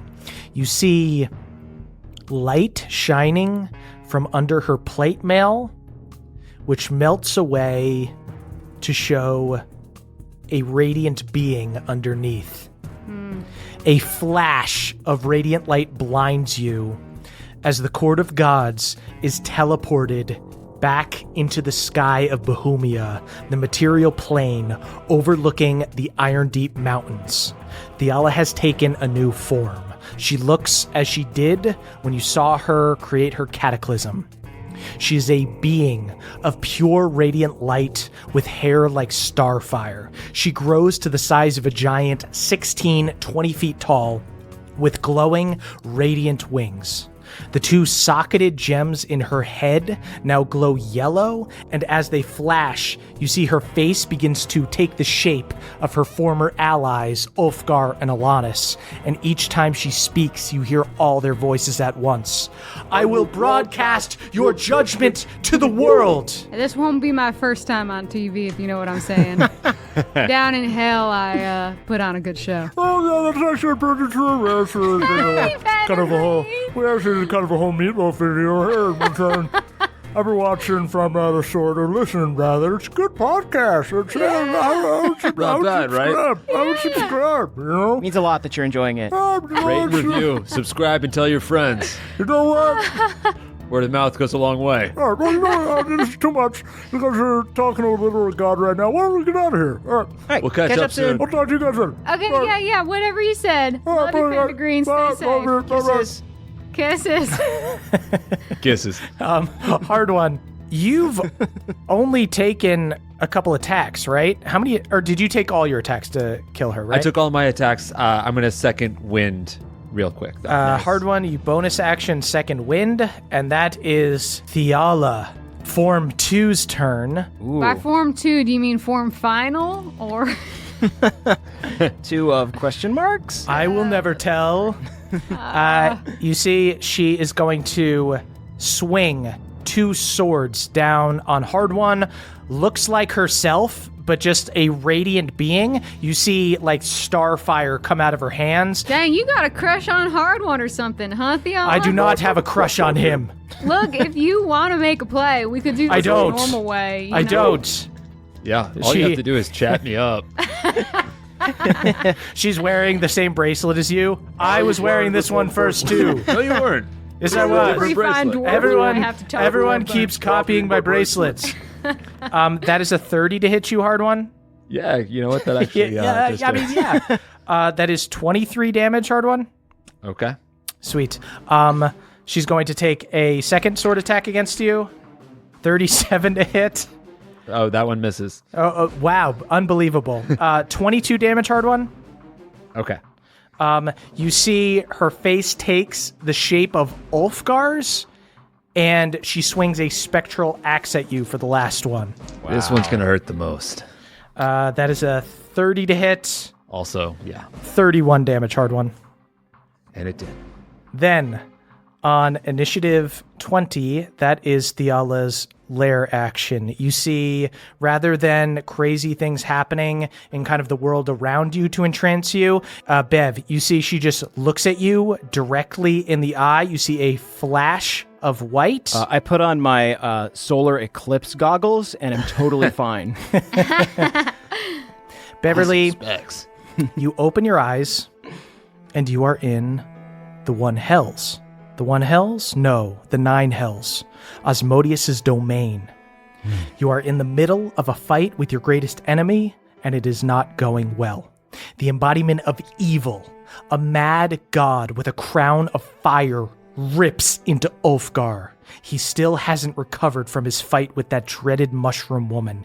Even you can't seem to cure him. You have to bring him back! You turn to her, Alanis. She screams from across the battlefield, skin scorched with fire, robe frayed. You stare, incredulous. She can't be serious. Ilsed is our enemy. He worked with us for his own ambition, not because he has truly changed. He will betray us, just as he betrayed Asmodeus. Theala, this is not the time for your moral posturing. We need help. Moral posturing? You mean having morals? Ugh. Maybe she's right. Ulfgar can't take much more of this, but what if he dies? You don't have the strength to cast many more spells, and you would never forgive yourself if you lost Ulfgar to help him. You look over at the dead body of Ilsed the Necromancer and sigh. Pelor, help us. You rush over to the side of your enemy, the Necromancer who brought the wrath of the Nine Hells to the material plane, and reach out with a life-restoring touch. Mercy cannot be wrong, can it? But why does it feel wrong? His eyes shoot open and he sits up. Without so much as a thank you for pulling me out of the abyss, he pushes past you and goes to work against Asmodeus. The scale is tilted ever slightly in your favor. In a maelstrom of axe swings and arcane explosions, you are victorious. Ulfgar scores the killing blow and rips the god's heart from its chest. Is that a heart? It's strange. It's gold. It's beautiful. You and Ulfgar and Alanis stare on in disbelief as Asmodeus collapses, evil incarnate defeated. No, Ilsed snatches the Hellfire Crown, and you are banished back to the material plane. Fool, how much evil will he wrought because Alanis was wrong? From now on, you will trust your instincts. Bev, go ahead and give me an intelligence saving throw. That's going to be a 28. That passes. Woo! You take half. You take 31 psychic damage, and then you are shocked back into reality, and you are there in front of this radiant god flying high over Bohemia. I know the pain of past mistakes. Don't make one more. There's still time. You have so much power and so much potential. You don't need to use it this way. Just keep working. Don't abandon this place. Stay with us. You plead to Theala, and you see in this form... Guys, go ahead and everybody give me insight checks. 27 for me. With a single 27, Moonshine can relay this to everybody else. Great, thank God. And you guys can kind of just see it and read it on her face. This form of her has a little bit less of her human ambition. She has lost her humanity. She is this god powered by her divine hearts that has the power of herself, Alanis, and Ulfgar. And you see part of like Alanis's intelligence coming through. And she takes no joy in this. She just looks at you, Beverly, and she goes, "There is a chance, however small, that you are right. But you yourselves are practically deities. Perhaps this is just another meeting of the gods, a debate. Yes, we shall find out who is right in the end." Can I do a roll to see if Alanis is making Theala a little high? Yes, she is. She's clearly a little stoned. That is Balnor's turn. Balnor's going to take some cracks at these angels. Shout out to the two crew. Misses on the first one, hits on the second one. Balnor does a big 30 damage. Woo! You see this one that Balnor and Bev has been fighting is hurt. Could be taken out by like a round of attacks by someone. In fact, you know what? Balnor's going to use his last action surge because why not? He's probably not going to be the guy who takes out Theala. But you know what? I'll take one of these damn birds to hell with me. That's right. You put your ass to the ground so you can put their ass to the ground. Dope. Yeah. Hits twice. Ass to the grass. Hits twice, crits once. You see Balnor cuts down this angel of death. That's right, we're the hounds, baby. Yeah, so there's an angel of death left, and that's all, right? Yep, And he's just- surrounded by 6 berserkers, 4 of which are flying. Yes. Cool. You do see, though, as a legendary action at the end of Balnor's turn, the yellow gems atop her head light again, and you see her face takes the shape of Alanis's. You see she holds her fingers in front of her mouth and blows a arcane mist. Everybody go ahead and give me a dex saving throw. Is this a spell? No, this is like an action. Okay. So it's only 10 feet wide. So who was closest together? Yeah, I think I got some of the tasty possum milk, and then I ran over to where Balnor is. Oh, okay. Bev is okay. So it's basically okay. So I'm going to say there's 2 sides of the battlefield right now. Yeah. There's the hard one side with all of the ghosts because they just helped kill Galad, and then there's the Bev side with Bev, Balnor, and I'm probably near Papa, to be honest. okay. So you're near hard one. Yeah. Got it. Okay, so only Moonshine and Hard One need to make saves, and make a save for the ghosts. So I got 22. I got a 26. You guys both fail. Okay, so none of them even have a chance of passing. Okay. Or rather, a 27. Would a 27 pass? Yes. Okay, then I'm going to roll to see if anyone crits. One of them crit! One of them does not get hit. Okay, so one of them did fucking crit. Okay, so 90 damage to everybody who failed, Okay. Jesus. and 45 damage to the ghost who passed. You see one extremely dexterous ghost. He stands! He stands, but I'm down. Oh, no. As I fall, I say, just let me lie here. Do what you have to do. What I have to do is bring you back, Hard One. Yeah, because honestly, none of us are going to be able to do 200 damage in one round. So Yeah, my entire strategy was built around making sure the damage you did stuck, so I'm kind of not a solo act in this one. Yep. So, looks like you're stuck I with pass us. out with a smile on my face. That is Moonshine's turn. All right. Spectral Pawpaw is gonna give you 5d6 hit points, Rad. and then can I do some kind of insight into this new form? Sure. Like, is this like some kind of wizardly form? Basically, I built all my stuff around sort of like a spellcasting cleric, and I've been saving these counter spells, and I have a pixie who's supposed to cast Dispel Magic and all this Okay. stuff. So I'm trying to suss out. Go ahead and give me an insight check. Shout out to the 2 crew. Okay. You can't really get a read on it. I could maybe make sure that she can't heal herself. Oh, really? Okay, that would be great then. In Cool. that case, I'm gonna do 6th level heal, 70 hit points to Hard One. Wow. Oh my god. And Pawpaw is gonna do the 24 necrotic damage. Oh, what did Pawpaw has to be out. Oh, Pawpaw's out? I mean, In that case, does he would have taken 90 if 45 even if he saved. yeah, okay, so Pawpaw's out. All right. Okay, so you see Pawpaw has- So Pawpaw's out. Don't take that 5d6 health then. And I'll just heal you for 70. And was Jaw was protecting Moonshine, right? Yeah. Jaw get hit by that too. Jaja's HP is 45. Jaw exactly dies even if he saves. Okay. Ah, you beautiful bastard. So, I guess I'm just, I guess I'm gonna look at Fiala and be like, hey, bitch, I fucking know how it feels to be the healer. So I don't fucking feel bad for you. And then I use a 6th level spell to, heal Hard One for 70 hit points. Sweet. Thank you. And, I do have that one dude, my fucking berserker, is gonna try to, he's a flying one, so he's gonna try to hit Fiala. God, if he Does finishes. a 23 hit. She's just like Dr. Manhattan now, so confused. You bring a ghost pirates to fight a god? Yeah, he was a flying elephant, but you made fit to see Right, that done yes. with. Don't make fun of his big ears. Does a 23 hit? No. Okay, so he misses. God bless his soul. It's all about heart, though. All right, so that's what I do. Sweet. At the end of your turn, she is going to swing at the ghost that's right there. Does it? She turns into Ulfgar again and swings a axe of starlight down. Moonshine, did he attack recklessly? Absolutely. Okay. This was this man's last moment, and he knew it. Good God, so sad. 37 damage. That super hits, obviously. This hero of Valhalla.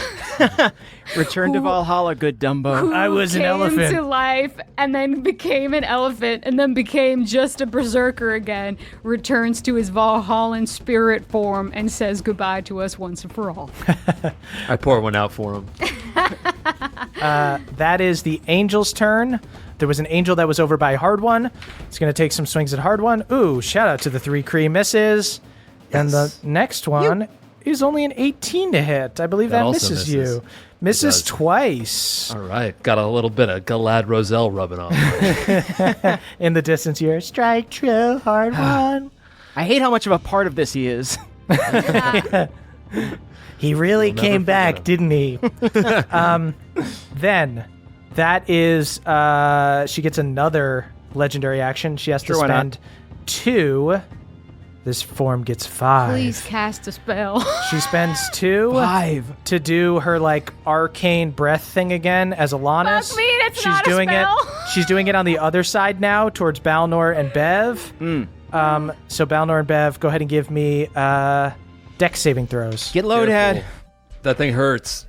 I'll use my shield reaction to add +3, so that's going to be 28. That passes. Bev, you take half.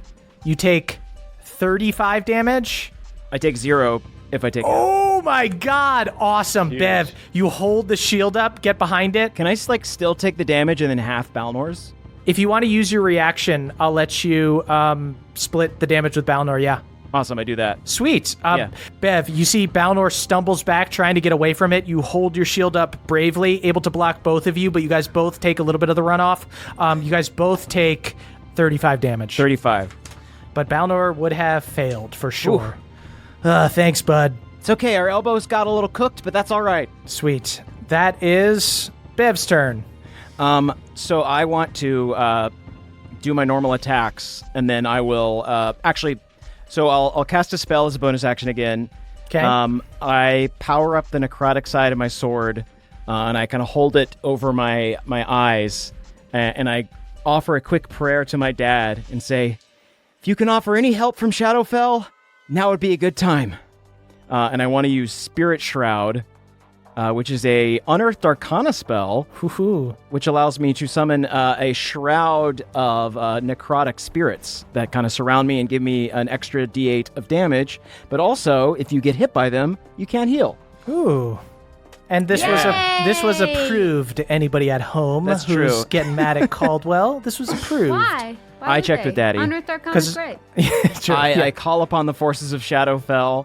I'll let you flavor it how you will, but I think it'd be pretty fun if Red and Gunther came out. Yeah, you see, cute. you see, Lord Stormborn's sword horde shows up.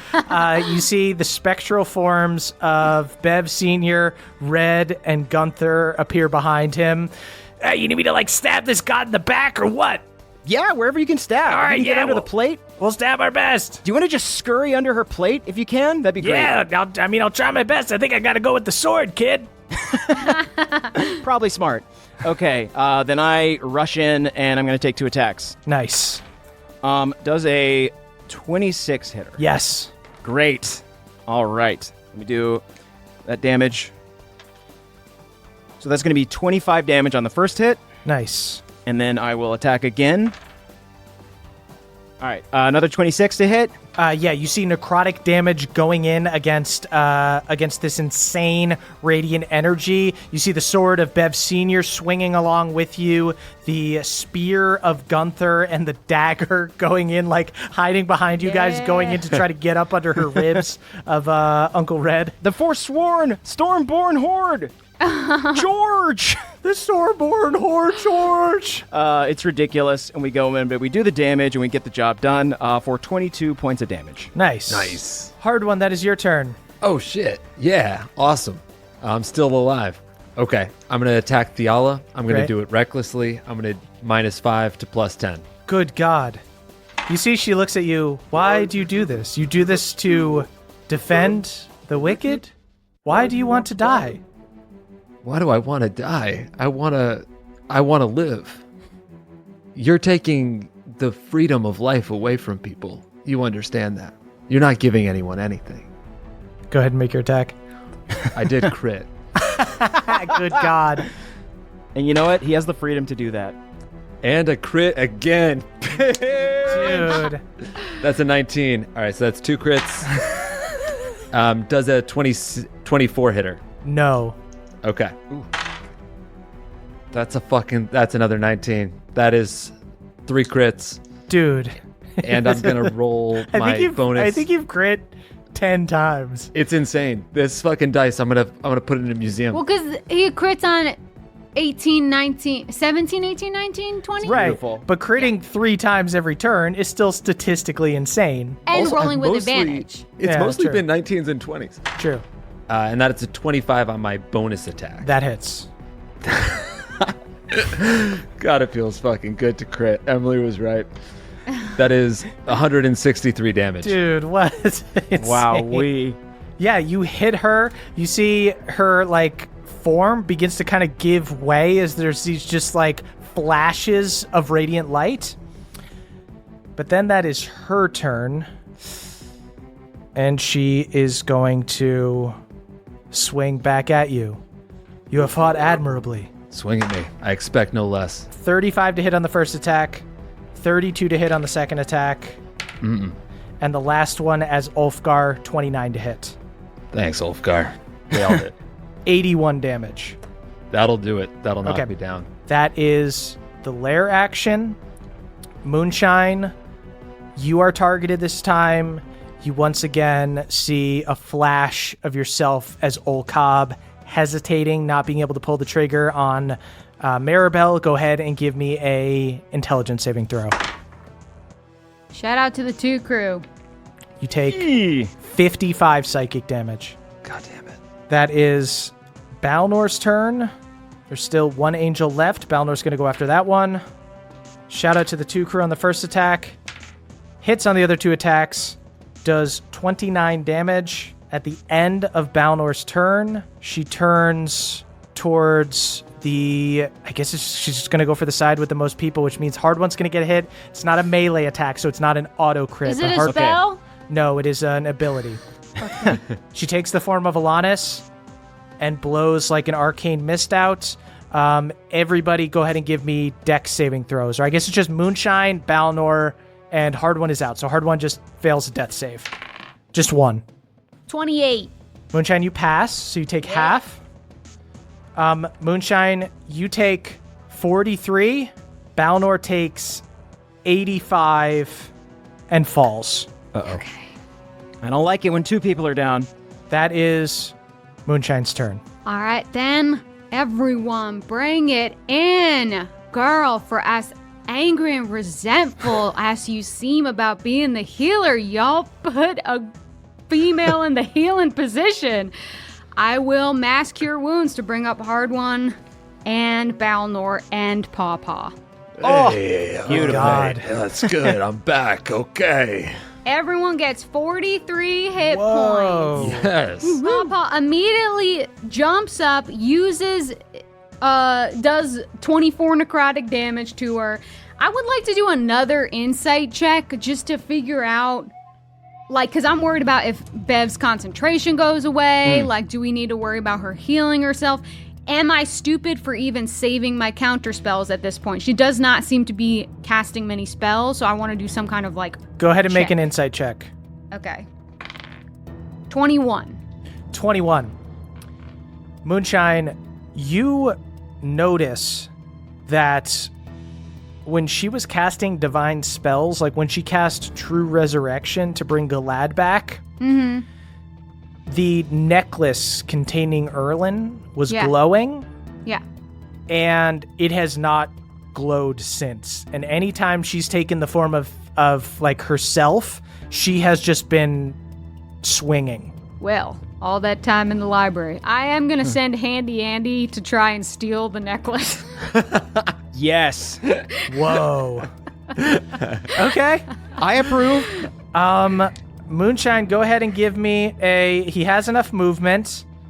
Go ahead and give me a stealth check and then a sleight of hand check. Okay. Her perception, I will tell you right now, is plus 26. She rolled a 4, so she only got a 30. Okay. His stealth is 19. Balnor will chronal shift. Use his last chronal shift. Okay. He got a 31. Oh my god. Successfully is able to, you see Handy Andy just like slightly getting singed by the starfire, is able to crawl up her unnoticed and gets over to the necklace. I'll say give me a sleight of hand check. I'll say she already failed her perception check. Good enough sleight of hand, you'll be able to rip it off. Wow. I rolled a nat 1, but I will use my 19 portent roll. Get the fuck out. Get the fuck out. What is his sleight of hand? Plus 13. Oh my god, so you got a 32? 32. Moonshine, Handy Andy scrolls up there, pulls the necklace off of Theala. You see she reacts. What? How did you do that? How? Andy, bring him back to Bev. Handy scrambles over to Beverly. You've been tricked by the crick. Wow. Unbelievable. She is going to, you're on the same side as, you're with Hard One and Balnor and everybody, right? I'm with Hard One, yeah. Hard One, Paw. Okay. She's going to use a legendary action at the end of your turn. Okay, maybe scratch everything I just to said. once again do her arcane mist. Go ahead and give me dex saving throws. Plus 64. Me and Paw both fail. 27. That passes, Hard One. You take half. You take 42. Oh my good lord. Moonshine, you take 85. I'm down. You see Balnor also goes down. So Balnor, Moonshine are down. That is the Angel's turn. I guess we'll keep swinging on Hard One. Was right there with Hard One. 19 is the highest roll. Misses on both attacks. Yeah. Thank God. At the end of the Angel's turn, though, she is going to take a swing as Ulfgar down on you, Hard One. Right. With an axe and crits. Why don't I use my final luck point to see if she rolls lower? That's not a bad idea. Okay. Still hits. 31 damage. Yeah, it doesn't matter. I'm down. Hard One goes back down. Hard One's down. Balnor's down. Moonshine's down. What? Oh boy. Bev, that is your turn.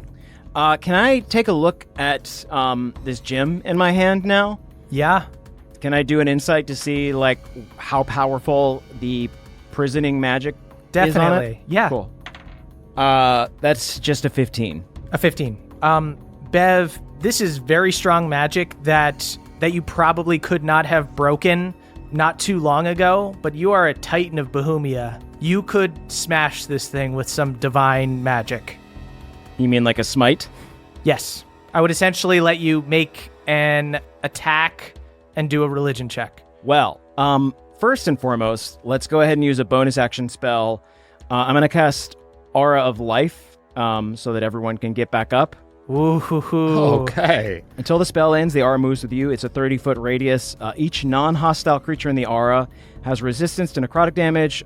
Hit point maximum can be reduced. In addition, non-hostile living creatures regain 1 hit point when it starts its turn in the aura with 0 hit points. So I don't know if I can heal everyone, but I feel like I can try and get this aura up so everyone can stand up again. And then I think I've got a friend who might be able to help me heal.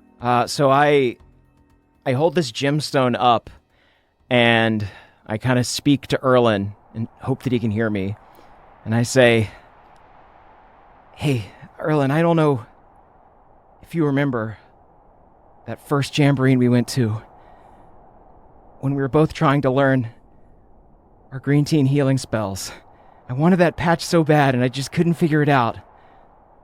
But then you came over, and you showed me the way, and you taught me the words."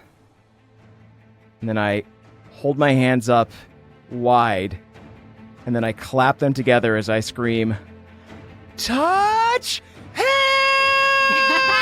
hands!" Dope. Go ahead and give me a religion check with advantage. That's a 19. I'll use my inspiration. Okay. I still have that. It's a 19 plus 9. That's going to be a 28. Bev, as you use the inspiration that you got from the prayer wall, and as you speak to Erlin, you see blue energy swirl around you, and as it passes by like your ear, you hear Erlin saying the same thing, going, touch hands! You clap your hands together, and there is a crash of light. You see the gem shatters, and when the dust clears, you see a extremely exhausted Erlin is laying there on the ground and goes, dude, is that you? It's me. Dude. Here, eat this. I give him a sticky bun. He takes the sticky bun. He takes a deep bite. It's covered in goodberry jam. Bev, you see Erlin looks extremely exhausted. Mechanically, he has 4 levels of exhaustion, so he only has half his speed and stuff. He only has half his hit points. Looks pretty injured, but he looks over and he sees Diala, and he's like, I'm here, dude. I'll heal him. We're doing this. I put my amulet around his neck. As you lean in to put it around him, he pulls you in close and gives you a big kiss. I kiss him back. Pushes you back, and he's going to cast a Mass Cure Wounds. Erlin can choose up to 6 creatures, so he's going to just heal everybody. Even Pawpaw. Everybody gets 30 HP. Nice. I don't know how many of those I have left, dude, but happy to help. You see Erlin looks over at you, Hard One, as you stand back up. He looks extremely fucked up. Just like hair drenched and matted, just been in like a prison forever. And he gives you a crooked thumbs up and he goes, hey, Scoutmaster, the Jamboree is back on. Yes, it is. I give him a perfect thumbs up for the first time in my fucking life. Everybody looks fucking shocked. What is he doing with his thumb? One. Is it What broken? happened in those bushes with Shivel, huh? I died and I came back like this. Did Diala break your thumb? Why is it so straight? We'll fix it. We'll cast a greater restoration after What the does battle. it mean, Hard One? I don't understand it anymore. I jam my hand into my pocket. I'm going to say Erlin is going to play it smart. He only has half his movement because he's very slowed down.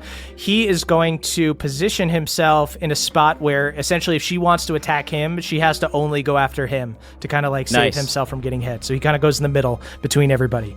So Erlin like looks super tired and messed up, but he can still cast his spells. He's still helpful. That is back around to Hard One's turn. I guess I stand up after having been knocked out and brought back so many times. I use my hammer to get up, and I say, you see, Diala, how many times I fall and I get to keep on fighting. And you know what? You know what I have that you don't have? Is friends. You really got to have friends by your side. And you're standing here all by yourself. Yeah, you're damn right. You don't got shit on the hounds. I start snarling like a dog. You see, Erlin looks confused. Is this a thing we do? We bark Yeah, it's now? a thing. Erlin. Yeah, we Okay. bark. It's cool. Get in or get out, you know? Snarl. Wise up or wise out. Moonshine, okay. Are you mad at me? No, sorry, I just died.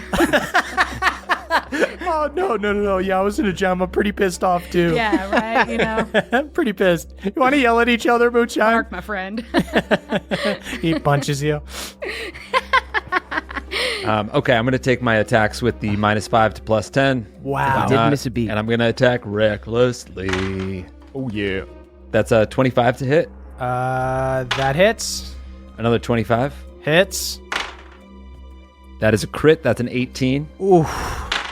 Shout out to the 2 crew. You know, you gotta miss sometimes. You got to miss sometimes. And I also did crit again. Wow. That is 172 damage. I will never not bring you up. Good Lord, my friend. You see, this version of her, while more powerful, appears to be less stable. You see, she begins like shifting forms more rapidly. She begins to like kind of lose her corporeal form a little bit, like the flashes of radiant light are like a little bit wavy. But then that is her turn. You can bring me down again if you want to. You can't do anything to me that hasn't happened 100 times before. I guess if you had sex with him, that's only happened once. Knock it off, Bev. That happened 35 times. Dude. That was 30 fucking 5. Wait, Scoutmaster, you got laid, man? Oh, yeah. He got laid. Congrats, hard one, first time. Good job. Yeah, cool. Keep it chill. I tap Erlen up. Like, a gentleman never tells about all the sex he had. He's told us several times. Hard one, go ahead and give me a opposed strength check. Ooh. What's yours, like, +1? It's a 19. 19. Okay. She gets a 38. You see, Jesus Christ. she grabs you by the throat. If you won't stay down, I will just have to put you down.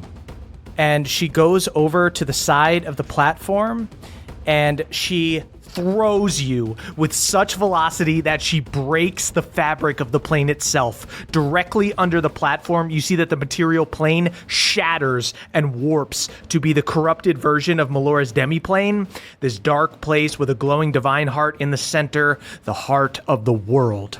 Hard one, you land next to the heart. You see Tulane is there. She reacts for a split second, but then closes her eyes and maintains concentration, trying to help Melora. She's like meditating there. You see she flickers in and out of existence. It looks like she's going to have to essentially give up her corporeal form as well. And you see Theala shows up in the plane with you, and she goes, "Perhaps this world is already lost. Yes, I will destroy it and build a new one." She shrieks and lets out an aura of radiant light that further shakes and disturbs the world. You see tendrils of yellow energy shoot out from Melora's divine heart and struggle to keep the world together. You see Tulane completely disappears as she fuses into the divine heart, strengthening it. You are surrounded by tendrils of yellow energy now, pulsing, holding on, trying to keep the world together. And as everything shakes, Moonshine, Bev, Erlen, you guys feel yourselves like flashing kind of in and out of Melora's demiplane, and you guys can absolutely get to Theala, but first she has 2 more attacks. So she swings into you, hard one, trying to like push you back into Melora's divine heart. 28 to hit. Does. Ooh, shout out to the 2 crew. 21 to hit. That? Oh, wait. No, that hits. God damn it. Come on, 2 crew. Plus Thanks, 19 crew. to hit. Goodness. Wow. You take 50 damage. I have plus 10 to hit. I'm down yet again. Knocks you back down. That is Balnor's turn. Hard one. The last thing you see as you start to fade is Balnor in this demiplane with you, hops off of the platform of the gods and starts charging up to Theala. He's going to take his swings. Hell yeah, brother. Hits once. Hits once for 14 damage. She shrieks and staggers forward. Looks pretty messed up, but still very much alive. That is Moonshine's turn. So I'm in this demi-plane with everyone? You can absolutely get there, yeah. Oh. Hey, Erlen? Yeah. Hey, Erlen. Yeah. Here's the deal. I feel like I got to go down there and save Balnor's life. If Balnor dies and I do a cool spell, that's fun, but not necessarily healing him, it will be on my shoulders. You see Erlen looks at you so serious. Uh-huh. I've got him. Nobody's going to die. Are you totally sure? I promise you, Scoutmaster Moonshine. I am also cool to just spam heals. You and I can both just, like, absolutely heal. It's just a question of how I use my high-level spells. He gives you the green teen salute. Scoutmaster Moonshine, I am the healer. Okay, Erlen. You are relieved. I will go down there, wherever they went with Pawpaw. Pawpaw is going to go ahead and make an attack with advantage. He misses. Falls upside down. Trying to bite the tendrils of energy. I do my spores, my final spores, and then I turn into an adult gold dragon. Oh my god. Thank you, Theala. I gotta be honest, I thought I was on spamming you with cantrips duty, but y'all giving me the opportunity to turn into a gold dragon. You see, as Tulane disappears, the spiritual successor appears, and a gold dragon appears behind Balnor. Goodness, we gotta let our girl shine. So I'm going to say she threw Hard One forward, so Hard One is on one side. She turns towards Balnor and Moonshine the Dragon, and is going to use 2 legendary actions to do the Arcane Breath on you again. Well, now I got all the hit points in the world. Yeah, go ahead and give me a Dex saving throw, Moonshine. I got a 25. That doesn't do it. Oh, heartbreak. You Too take bad. 73 damage. Okay. You see Yowza. Balnor goes down, but you are still up. You are. You see this arcane breath that looks very much like it's mimicking a dragon's breath. Just dragon on dragon as you, as this gold dragon, stare down. Theala. Papa also fails. He goes down. Papa goes down. That is the angel's turn. The angel is going to swing guy. at Bev.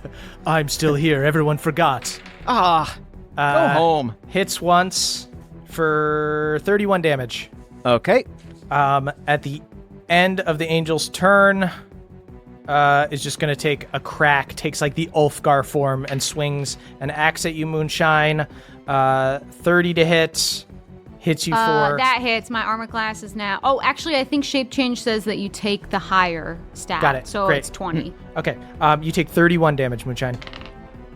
Nat 20 on my concentration roll, so I'm still dragon.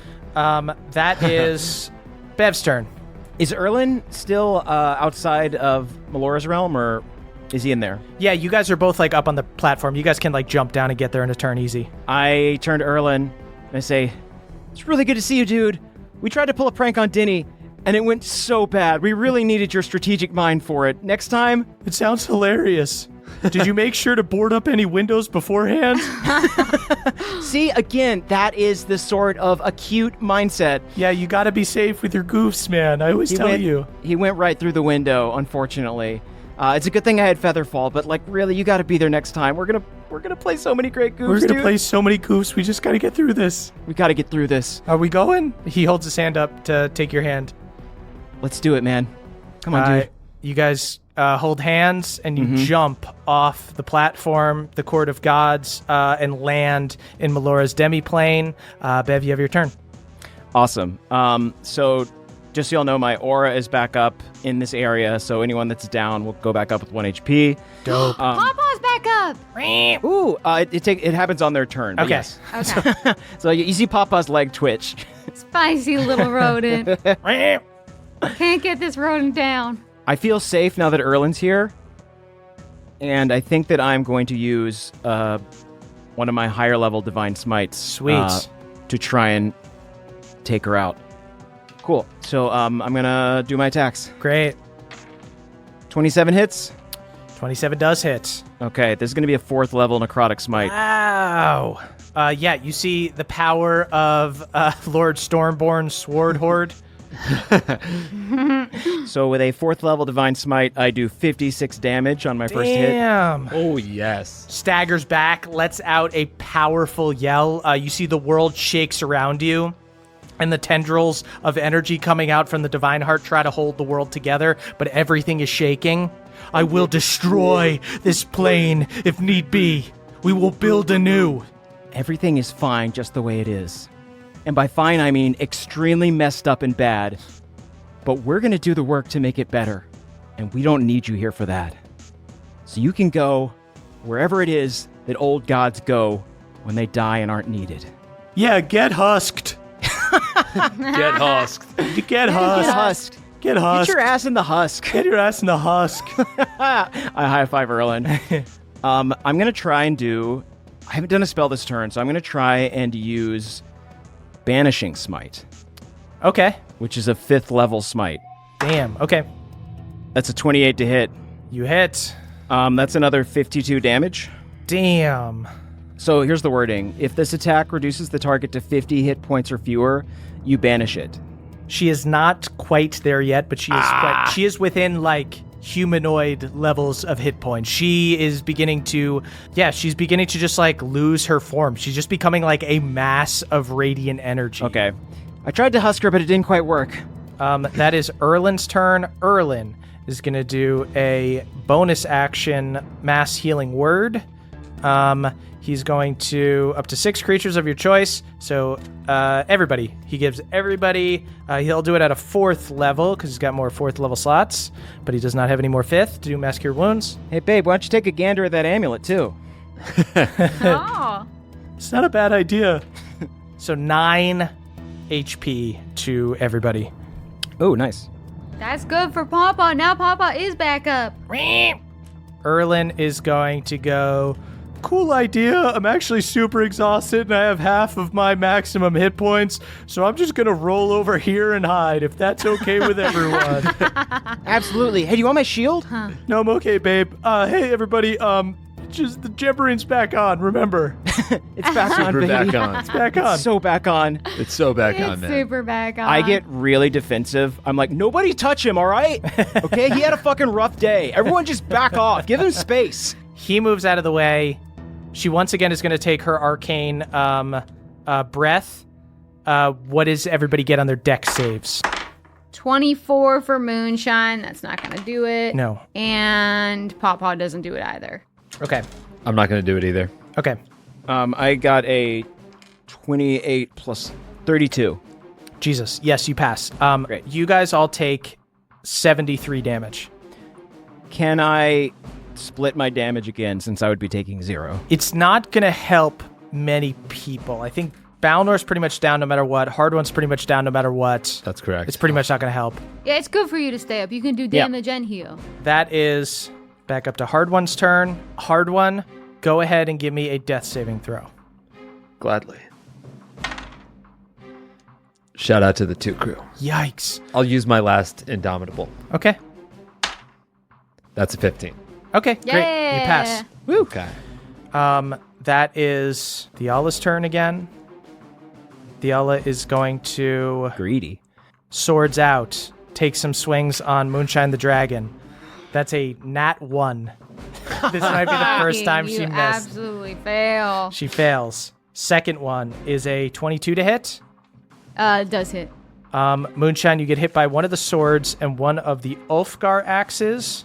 Each one of them is 25 and one of them is 28. Drink it in. You're hitting against the savior of the dragons. You don't stand a dang chance. That is Balnor's turn. Balnor is out. Balnor makes a death save. Balnor passes. There we go. That is end of Balnor's turn. She is reset. She's going to do her fucking thing again. Everybody give me dex saves. Not I. Oh, this time I got 31. That certainly passes. 22. Okay. Bev, you take full. You take 70. Okay. Moonshine, you take 35. That is Moonshine's turn. Ugh, come on. Just fucking hit. Does a 21 hit? No. Does a 29 hit? Yes. Yes. And does a 25 hit? Yes. Okay. Okay. 42 plus 24 spores. Moonshine. Yes. Finish her. Yes! I'm gonna fucking eat her. Holy fuck, yes.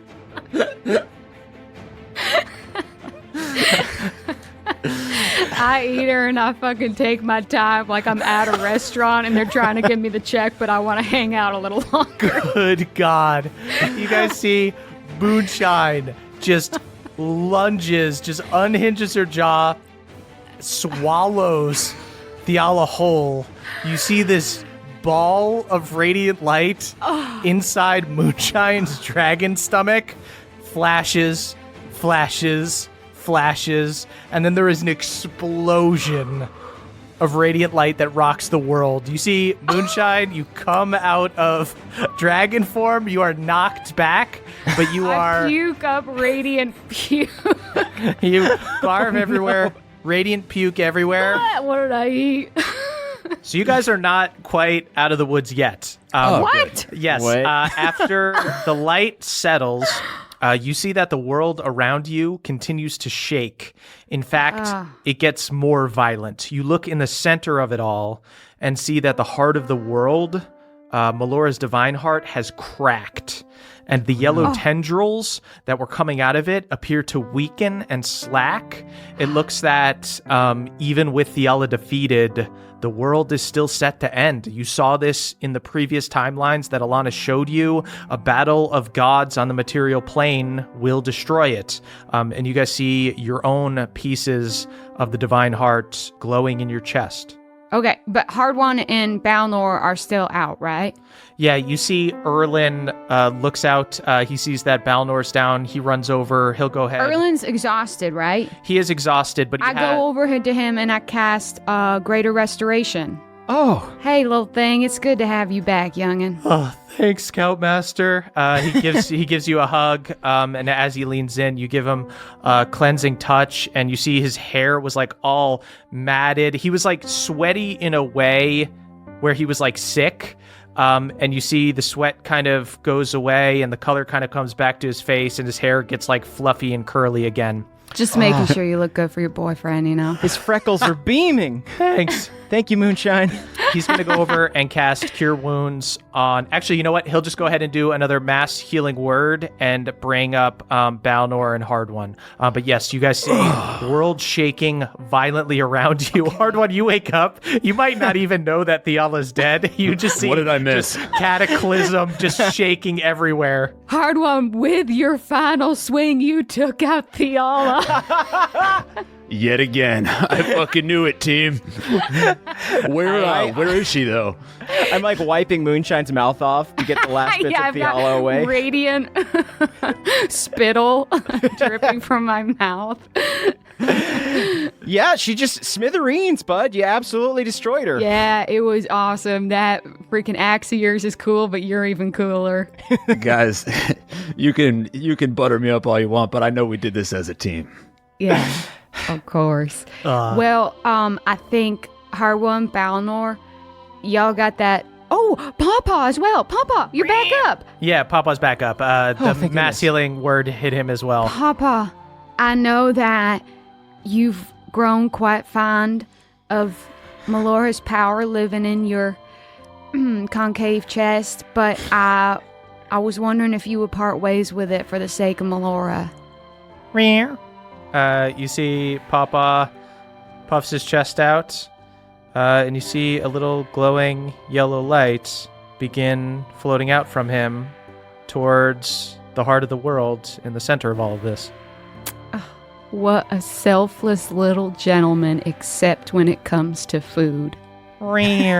Eats almonds. Got food aggression, just like me. I guess I do the same. I was only ever borrowing this Melora, and honestly, you know what? I was only ever borrowing this Tulane, so I send it back to Tulane. Moonshine, your piece of the divine heart floats out from your chest and joins the heart of the world. And I think I whisper into it, Tulane, I wasn't kidding about bringing dragons back. I don't know if it's entirely necessary, but I'm going to pop my shirt and see if this thing will float out of me like that. Hard One needlessly pops his shirt. You see Balnor just goes, come on, man. I'm not sorry. Your piece of the divine heart floats and joins the heart of the world. Seeing our powerful and intelligent leader Pawpaw offer up his heart, I know that I must do the same. I walk forward and I unbutton my shirt a little bit. You can pop that full thing. You guys don't need to pop them, I don't think. Mine just came out. Just one more button, maybe? Just one more? Nope, you don't need to. I dropped the top of my overalls. Erlen, what do you think? One more button? Yeah? Yeah. All right. Okay, we'll do one more. I show off my 3 chest hairs to Melora and the world. Holy shit, 2 of those are new. I think you got him during the fight, honestly. It was that bonus action Revivify. Yeah, it's that Elder Champion. It gives me 2 chest hairs and 10 HP every round. I approach the heart of the world and I say, this power was always meant for everyone. And Melora, now that you have come to embody the world, so too shall this power be granted to all those who need it. Bev, you and Balnor give up your pieces of the Divine Heart, and you see that it seals the crack.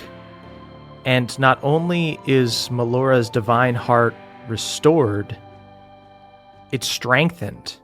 It has not been in one piece since Melora and Tulane split it long, long ago. You have quite literally left the world a better place than you found it. Yes. Are Melora and Tulane one now? Yes, you kind of feel... You see, Melora does not return to her corporeal form, nor does Tulane, but they don't need to. You just feel their presence protecting the realm in an even more meaningful way now. Isn't that beautiful? And you guys see the tendrils of yellow energy come out again from the strengthened heart, and you also see from below you, deeper down in the mountains, streams of blue light begin flying up towards you. You all gave up your power so that the world would have the power to heal itself. And you feel quite literally the new power of the people of Bohemia flowing past you and joining the heart of the world. The stream of blue light, the inspiration you felt from the prayer wall, the manifestation of Bohemia's faith, hope, and love joins the Divine Heart and strengthens it.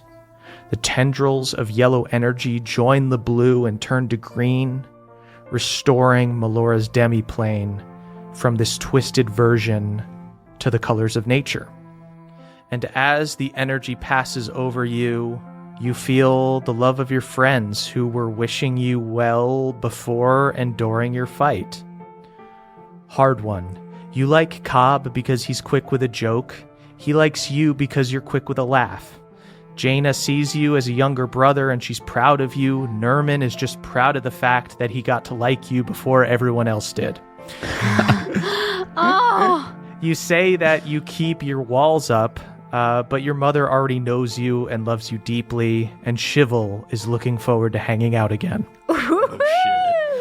Moonshine, you asked Meemaw if some people were once in a timeless body lifetime, and she said yes.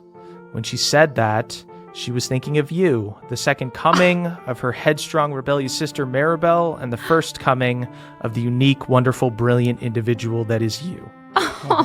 Anyone would be proud of a child who turned into a demigod, but Lucanus just wants you to come back so you can do magic together. Pendergreens, for the first time in his life, has a friend, a best friend, and he hopes you can come back to hell soon so you guys can, quote, Just, kick it or whatever. Maybe own some knobs. I don't even understand what he said, but I mean the emotions coming through. And Jaina is really looking forward to hanging out again. Hey, what's up? Yeah, I know she is. Beverly, Cran and Derlin feel blessed that they got to grow up with you and that their kids will get to grow up with you as well. Your dad is proud that you followed his lessons better than he did, and you did it all while being kind. Your mother doesn't worry about you because you found such nice friends. Egwene loves you and wants you to come back safe. And next to you, in the real world, you feel Erlin hold your hand as you watch this all in wonder. You guys see the realm stabilizes and Melora's demiplane fades. You guys are back in the court of gods, still in the sky of Bohemia, but it is no longer raining. You look down and see that the tremors and earthquakes have stopped too. The Allah's cataclysm has ended. You feel a slight breeze. It has all the makings of a beautiful day, except the sun is still hidden behind the clouds. You all see on the platform of the Court of Gods, the unconscious, still breathing bodies of Ulfgar and Alanis. Oh, thank Melora. I was literally going to make a joke about how I spit up 2 gems. They look like they've been through hell, Like they were a little different than Erlin. Like Erlin was trapped and kept in a prison for a long time. These two have had their power drained by Theala, but it looks like they will recover. They look like how Balnor did after the raised dead. So they're just out, but they're breathing. You see steady breaths as their chest rises. Oh, good. I mean, should I hit them with a greater restoration right now as well? It will be the end of my spells. I'm trying to understand if that would be ill-advised. Why don't you let Hard One get this one? He's got a little healing left. I feel in my satchel, and I've got a hardcover book, and I take a knee and I open it up for the first time in my life, and I read a passage. Hard One, go ahead and give me an intelligence check with advantage. Thank God. See, do I get any of Bev's stuff right now? No. Okay, it was a 12. Okay, a 12's not bad. That makes sense. It's above 10. Hard One. You struggle, but you get through the words table of contents. This reading thing isn't so bad. Yeah, doing just great. don't do it in excess, though. It's like anything else. You do it too much, it saps the life from you. I hold the book up. I don't know, Moonshine. This book doesn't seem very biased. A literal book by paladins on how to kill devils. Yeah, they tell it from both sides. Bipartisan. So, Hard One, you use this power, the power of reading. You use the lay hands from within the book and are able to heal and stabilize Ulfgar and Alanis. Again, much like Balnor before, these guys are still out, but you see they breathe easier and they're going to make it. And you guys also see near Alanis and Ulfgar, you see Theala is gone, but you see two glowing divine hearts. These floating yellow rocks emanating with power. One that once belonged to the devil Asmodeus, and one to the god Pelor. What do you guys do with the last divine hearts? Dibs. Well, yeah, I hold Pawpaw back. No, Pawpaw, you got a taste for it. Now you want it. I get it. I mean, I think I look to Bev because Pelor is his god, and I would, I'm not his follower, but I would be honored to return what's his to him. But you are his follower, and I want you to choose. A part of me feels like this much power is a dangerous responsibility, but a part of me just wants that old light back, that classic light that got me to where I am. A part of me wants to know that that's there again. A part of me wants to feel the sun shining down and just that warmth that feels like summer in your childhood again. Maybe it's selfish, but I think it's okay to want that. I mean, I think it's okay to keep some things the same if you change other things. And from my experience in knowing you, Pelor did a lot of good through you. So I would not be anxious to return that power. Yeah, maybe. I know that Theala said that there was a danger in letting the wheel continue to turn, but a wheel moves forward. Also, a wheel is pretty elegant design, so, you Yeah, don't it's need flawless. to, you can kind of just upgrade it sometimes. And also, if you cast fly on the wheel, then you've got an airship, and that's pretty cool. Hey, I love circles. Besides, I don't think we need to follow any of Theala's fucking advice. Yeah. Yeah, that's True enough, yeah. She got eaten by a dragon. I mean, slain by a hard one. She what? She got beaten by Hard One, that's what we said. Moonshine keeps belching, and I'm really trying to fucking understand why. I keep burping up radiant bubbles. Look, there goes another little circle. Beauty everywhere. You guys offer up this first divine heart to Pelor and see that it floats upwards into the sky up, up, up, until it disappears behind a cloud. You can still see its glow from behind the gray clouds until it expands, and you see the sun breaks through the clouds. You can just make out the silhouette of a buff tan Santa Claus in the sky. Great job, Beverly. You've done your part. Now let me do mine. It's 5 o'clock somewhere, baby. Your god is a pro wrestler. My god is an awesome god. The sun shines out from behind the clouds, and you guys see flowers begin to bloom from the earth deep below the court of gods. Look at that. A little do-si-do from Melora and Pelor. A little Pelora action. The sun shining on the earth. No one pick a flower. Beverly, I was wondering if you could commune with Pelor or reach out to your dad in Shadowfell, because I was thinking after we destroy the Hellfire Crown that there will be a throne.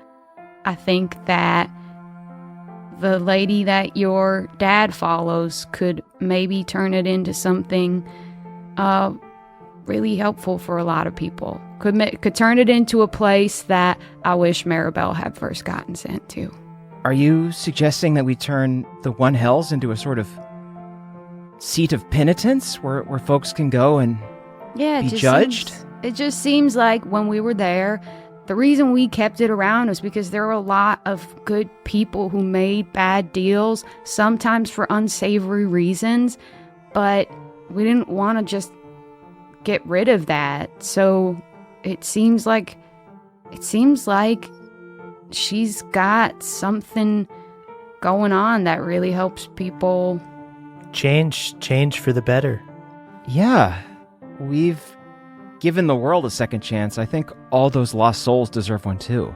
Yeah, I just think of the Deadeyes and the Maribels, and I just want to know that they will go somewhere that they will be received favorably.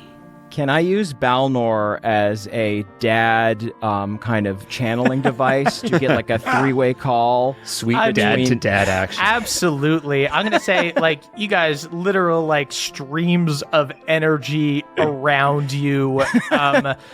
You absolutely, like, Balnor goes, what? What are you talking about? Oh, hey, Bev. Good to see you, bud. Oh, I could also just put the thinking cap on you. Great hustle out there. No, this is fine. This is way easier. I'll take Balnor for a sec. Okay. Hey, Dad, we're wondering if you could talk to the Dusk Mother, and if she could talk to Pelor about maybe a bit of a promotion for her. You thinking about taking her operation to the outer planes, making her a full deity? We think it's time for prime time for the Dusk Mother. We think she's got what it takes. We think she's got the chops. It's either a promotion or a favor. We're not entirely sure. We're not entirely sure, but it does come with a divine heart, but one that belonged to a devil. Pros and cons. So you guys do know that, like, she does have some type of divine heart. Like, she was, like, born of the gods. But you also know that she lives in, like, a weird pocket plane that is off from Shadowfell. So she is not a full-blown deity. So you guys absolutely can help her out majorly with this divine heart and kind of take her operation global, like, make it bigger. Yes, like, girl, I love a female CEO of hell. So you see, Bev Senior looks moved, and he looks happy to help out you guys through the Dusk Mother, and he goes, I think whenever you all are ready, whenever you've sealed away the crown, come to Shadowfell, and we can get you in touch with the Dusk Mother. In the meantime, if you could sort of show her some, like, monster truck rallies or something like that, because that's kind of the aesthetic there right now. Get her amped on the monster trucks. For yeah. sure. He gives you guys a salute, and you guys see returns to Balnor. I blacked out. And after a bit, you hear a voice behind you guys, who has suddenly just appeared on the Court of Gods, go, "You've done it. You have saved us all." You guys see the The person that has appeared here is a woman in a purple robe with long white hair coming out from under her hood. Is that Alanis? You see Purple robe? a smile from under the hood, and she goes, I just can't be mysterious and wizardly around you, can I? You see, she pulls her hood off. It takes you kind of a second to recognize her, but this is Alanis. She's an elf, so she ages quite slowly, but you see that she's definitely old for an elf. You can see they stay ageless for a very, very long time, but towards the end of their lives, they begin to age. Not like humans, but you can tell that she has been around a long time. And she goes, I have lived nearly 1,000 years across many timelines. I have traveled back many times to try to help this world. And we've finally done it. I pat Balnor on the shoulder. Yeah, I was there. I was there too. You see, Balnor is looking confused from old Alanis to young Alanis, who's knocked out, to old Alanis to young Alanis was knocked out. I cover young Alanis's eyes. And you see Alanis goes, there are two of us. One who is native to this timeline, and the traveler who came back to fix it. I am the traveler. I have worked with the Alanis of your time, and she has kept my secret. She has many, as all good wizards do. But my time is coming to an end, and I am here to finish my life's work. See, she reaches her hand out. It's time to go, Balnor. You see, Balnor looks confused. What do you mean? She takes a deep breath and gestures to the world around you. At this place, at this time when the hope and the inspiration of the world is a literal source of power, I believe I can cast one last powerful wish. To bring you back to your timeline, to your village and your family before the attack. You are strong enough to save them now. You see, Balnor gets a 1,000-yard stare, and he goes, Bobby. And you see he looks extremely happy, but then he looks at you guys, and he looks sad. It's okay, Balnor. Like all the most powerful things in this world, I knew I was only borrowing you. Balnor just immediately begins crying. And he goes, are you guys gonna be okay carrying your own bags? We've got Butler Blue. Yeah, we've got Butler. And I'll be honest, he's got some training to do to fill those shoes. Balnor, thank you so much for being there when we needed you. But there's a boy named Bobby who needs a dad, who needs someone to teach him how to catch the biggest tuna the pond has ever seen and to peel the mayo nuts. And Balnor, be sure to tell him about the hounds, all right? He looks at all you guys, and he smiles, and he goes, the first thing I'm gonna do when I see my son is tell him all about you guys. I think I've got enough stories for 1,000,000 bedtimes. Just don't tell him how you broke my heart, huh, Balnor? Back when it was a thing. I start barking like a dog. He goes, you're damn right. We're the hounds now.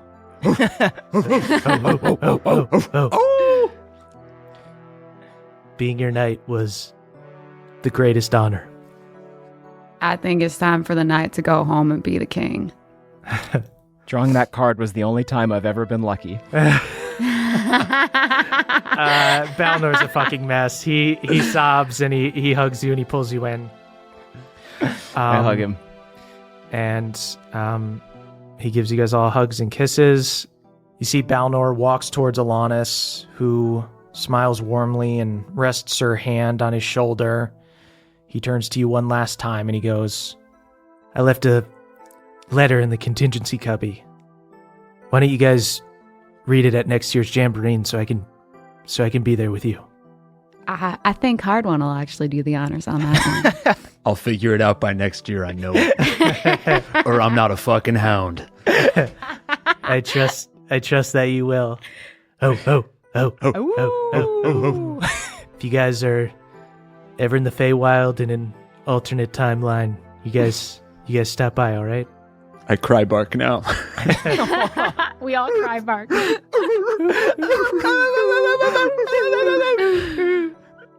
right. Love you guys. I love you, Love you. Balnor. We love you, Dad. You guys see Alanis takes Balnor's hand. The two travelers are surrounded by blue light and then disappear back to their time. I know that this is all real painful for all of us, but if anyone's trying to sort of put off feeling sadness, just imagine the fucking epic showdown he's gonna give the people who try to come to his village. That's gonna be a fucking action movie. It's going to be a thrashing, and I wish I could see it. It's a happy ending that hurts a lot somehow. Yeah, I know. Action movies always make me cry. So over the next few days, you guys reunite with your friends. Lucanus follows you to the One Hells. Together, you perform the spell ritual that he and Tonathan created to seal away the Hellfire Crown. You create a magical planar prison that allows Pendergreens to seal away and digest the Hellfire Crown over time. He can regenerate, but you kind of have to, during the process, open him up and perform surgery to create an effect in his body and place the Hellfire Crown there. So you guys have like a sheet up to cover him, almost like he's getting like a C-section or something. Tell me, does it look bad? How is it? Is it all right? There is so much takeout in here. Oh, all right, leave that there. You swallowed the utensils that came with the takeout. Well, you know, Full they chopsticks. Jesus give that, Christ. they give that to you. They give them to you. Yeah, they give them to you to eat the kung pao. Right. You eat the kung pao, then you eat the You chopsticks. swallowed the fortune cookie whole wrapper it all. You I didn't still even don't know read how it. this armor is sweating. It doesn't make sense. I'm having a hard time, guys.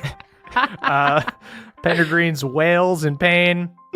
And you guys seal away the crown, and Pendergreens is forever free of its influence. You see, in fact, he's kind of powered by it. You see the gaps in his black plate that usually look like a dark specter are now red with fire. He no longer has to wear the crown. It is sealed away. Oh, this looks pretty freaking rad, right? Yeah, nice red trim. Yeah. Hey, you know what? If this thing gets digested in the next like couple hundred years or so, Moonshine, we can hang out on the material plane. I was just gonna say, where do you think you're gonna?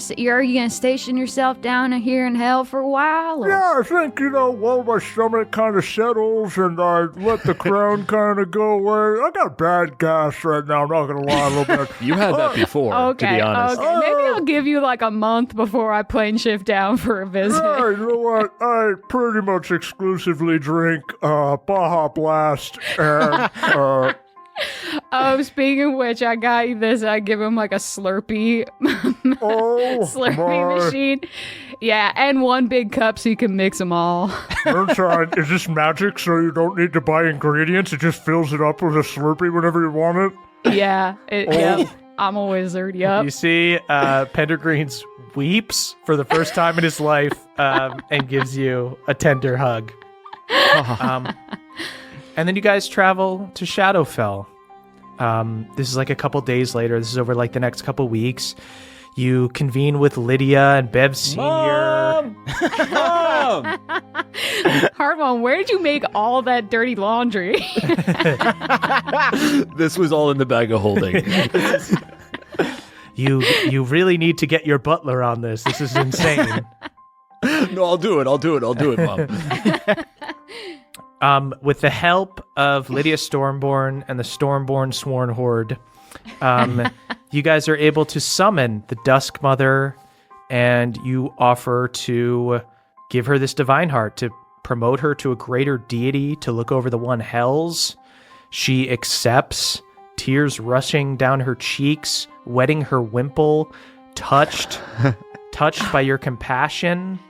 Ooh, we got a North Pole daddy-daughter special going. Yeah. We got North-South, you know? And with your guys' blessing, the Dusk Mother turns the one hells from a place of punishment to a place of rehabilitation, a place where people can go to change. And the plane takes on a new name, the Ruby Dawn. Wow. Sounds about right. Fuck yes. Mm-hmm. And Papa came up with that name. yeah, Papa said it specifically to the deity, and she just nodded deeply. You guys see, over the next year, wildlife returns to the healed Bohemia. Seasons change as they once did. People begin rebuilding. Living together, living through this together, has brought the world closer.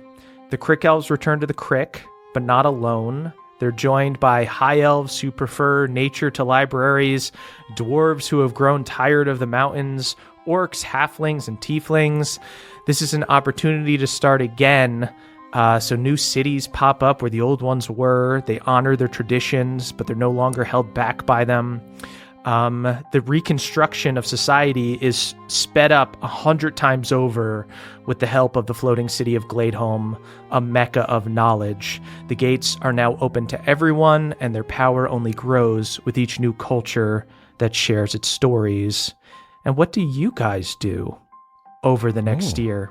I mean, I definitely want to set up, now that you're mentioning High Elves going to the Crick, I think we'll definitely set up a little library at the Crick, but I want to make sure there's like a little plaque that says, this is one way to learn. It is not the only way to learn, but it is one way to learn. Trust no one.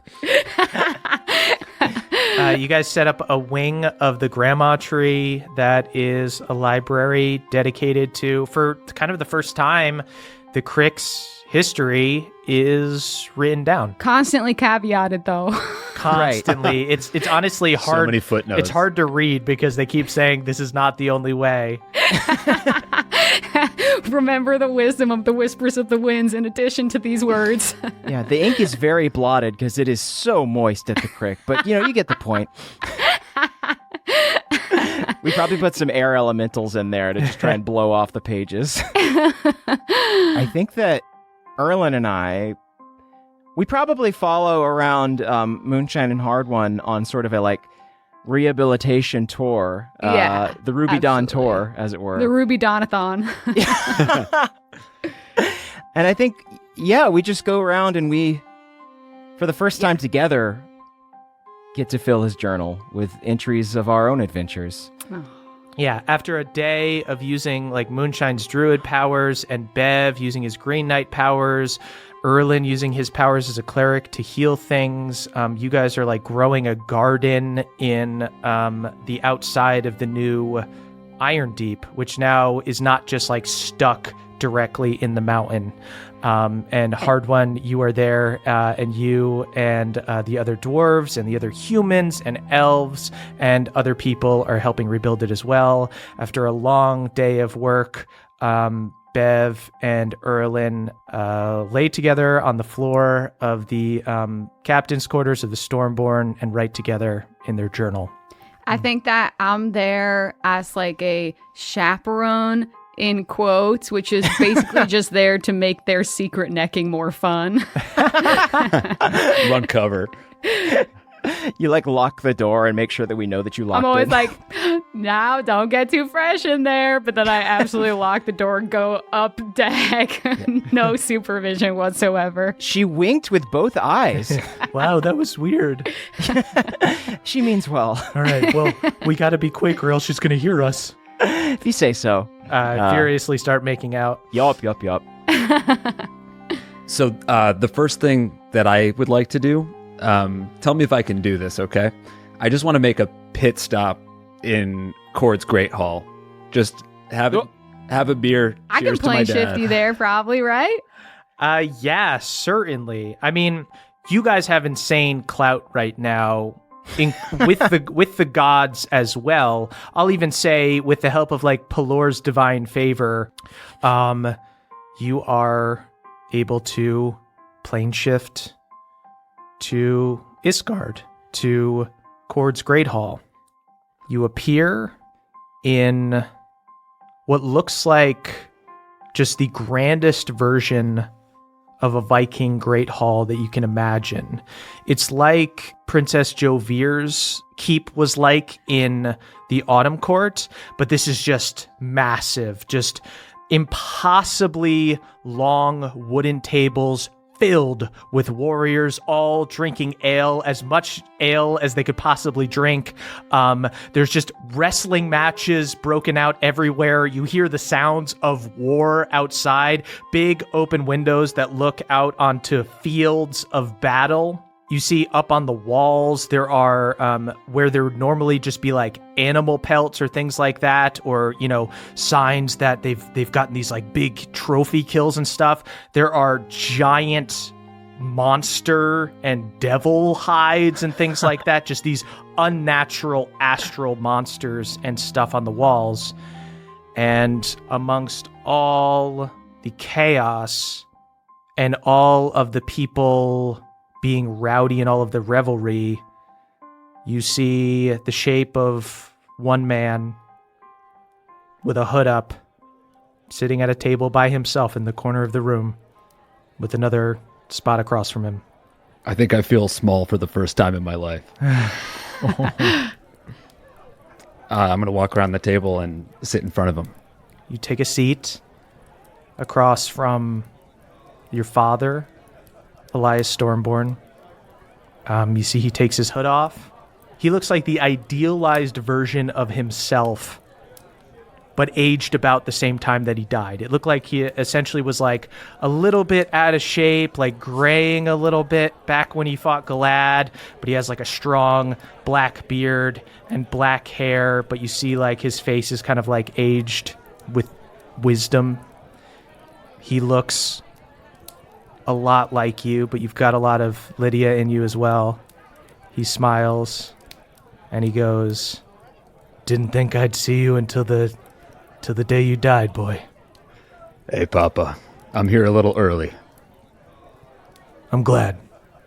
It's better like this. You just stopping by. There was a time when I thought we'd drink and fight and walk these great halls together, but I don't think you want to be here forever. I don't think that's you. Yeah, I don't think so either. But I spent a little time in your skin, and I just wanted you to know that who knows what I would have done. I might have done the same thing, but your hard-headedness, I got a piece of that. I got a little bit of Mom, a little bit from some people I found. But you didn't make a mistake, because you did what you thought was right, and hey, it all worked out. You see he nods, then he pulls out a mug. He fills a mug of ale for you, 2 mugs of ales for you, and 2 mugs. Say, I usually drink 2. Yeah. You take that after me as well. Listen, it means a lot that you would say that, but I did make a lot of mistakes. And I'm glad that you're different. I sure as hell was not plane shifting to talk to my pop. If he was here, I'd try to break his neck with a suplex, to be honest. Oh, you want to arm wrestle? I would. Puts his arm out. Should I roll? Yeah, go ahead and make an athletics check.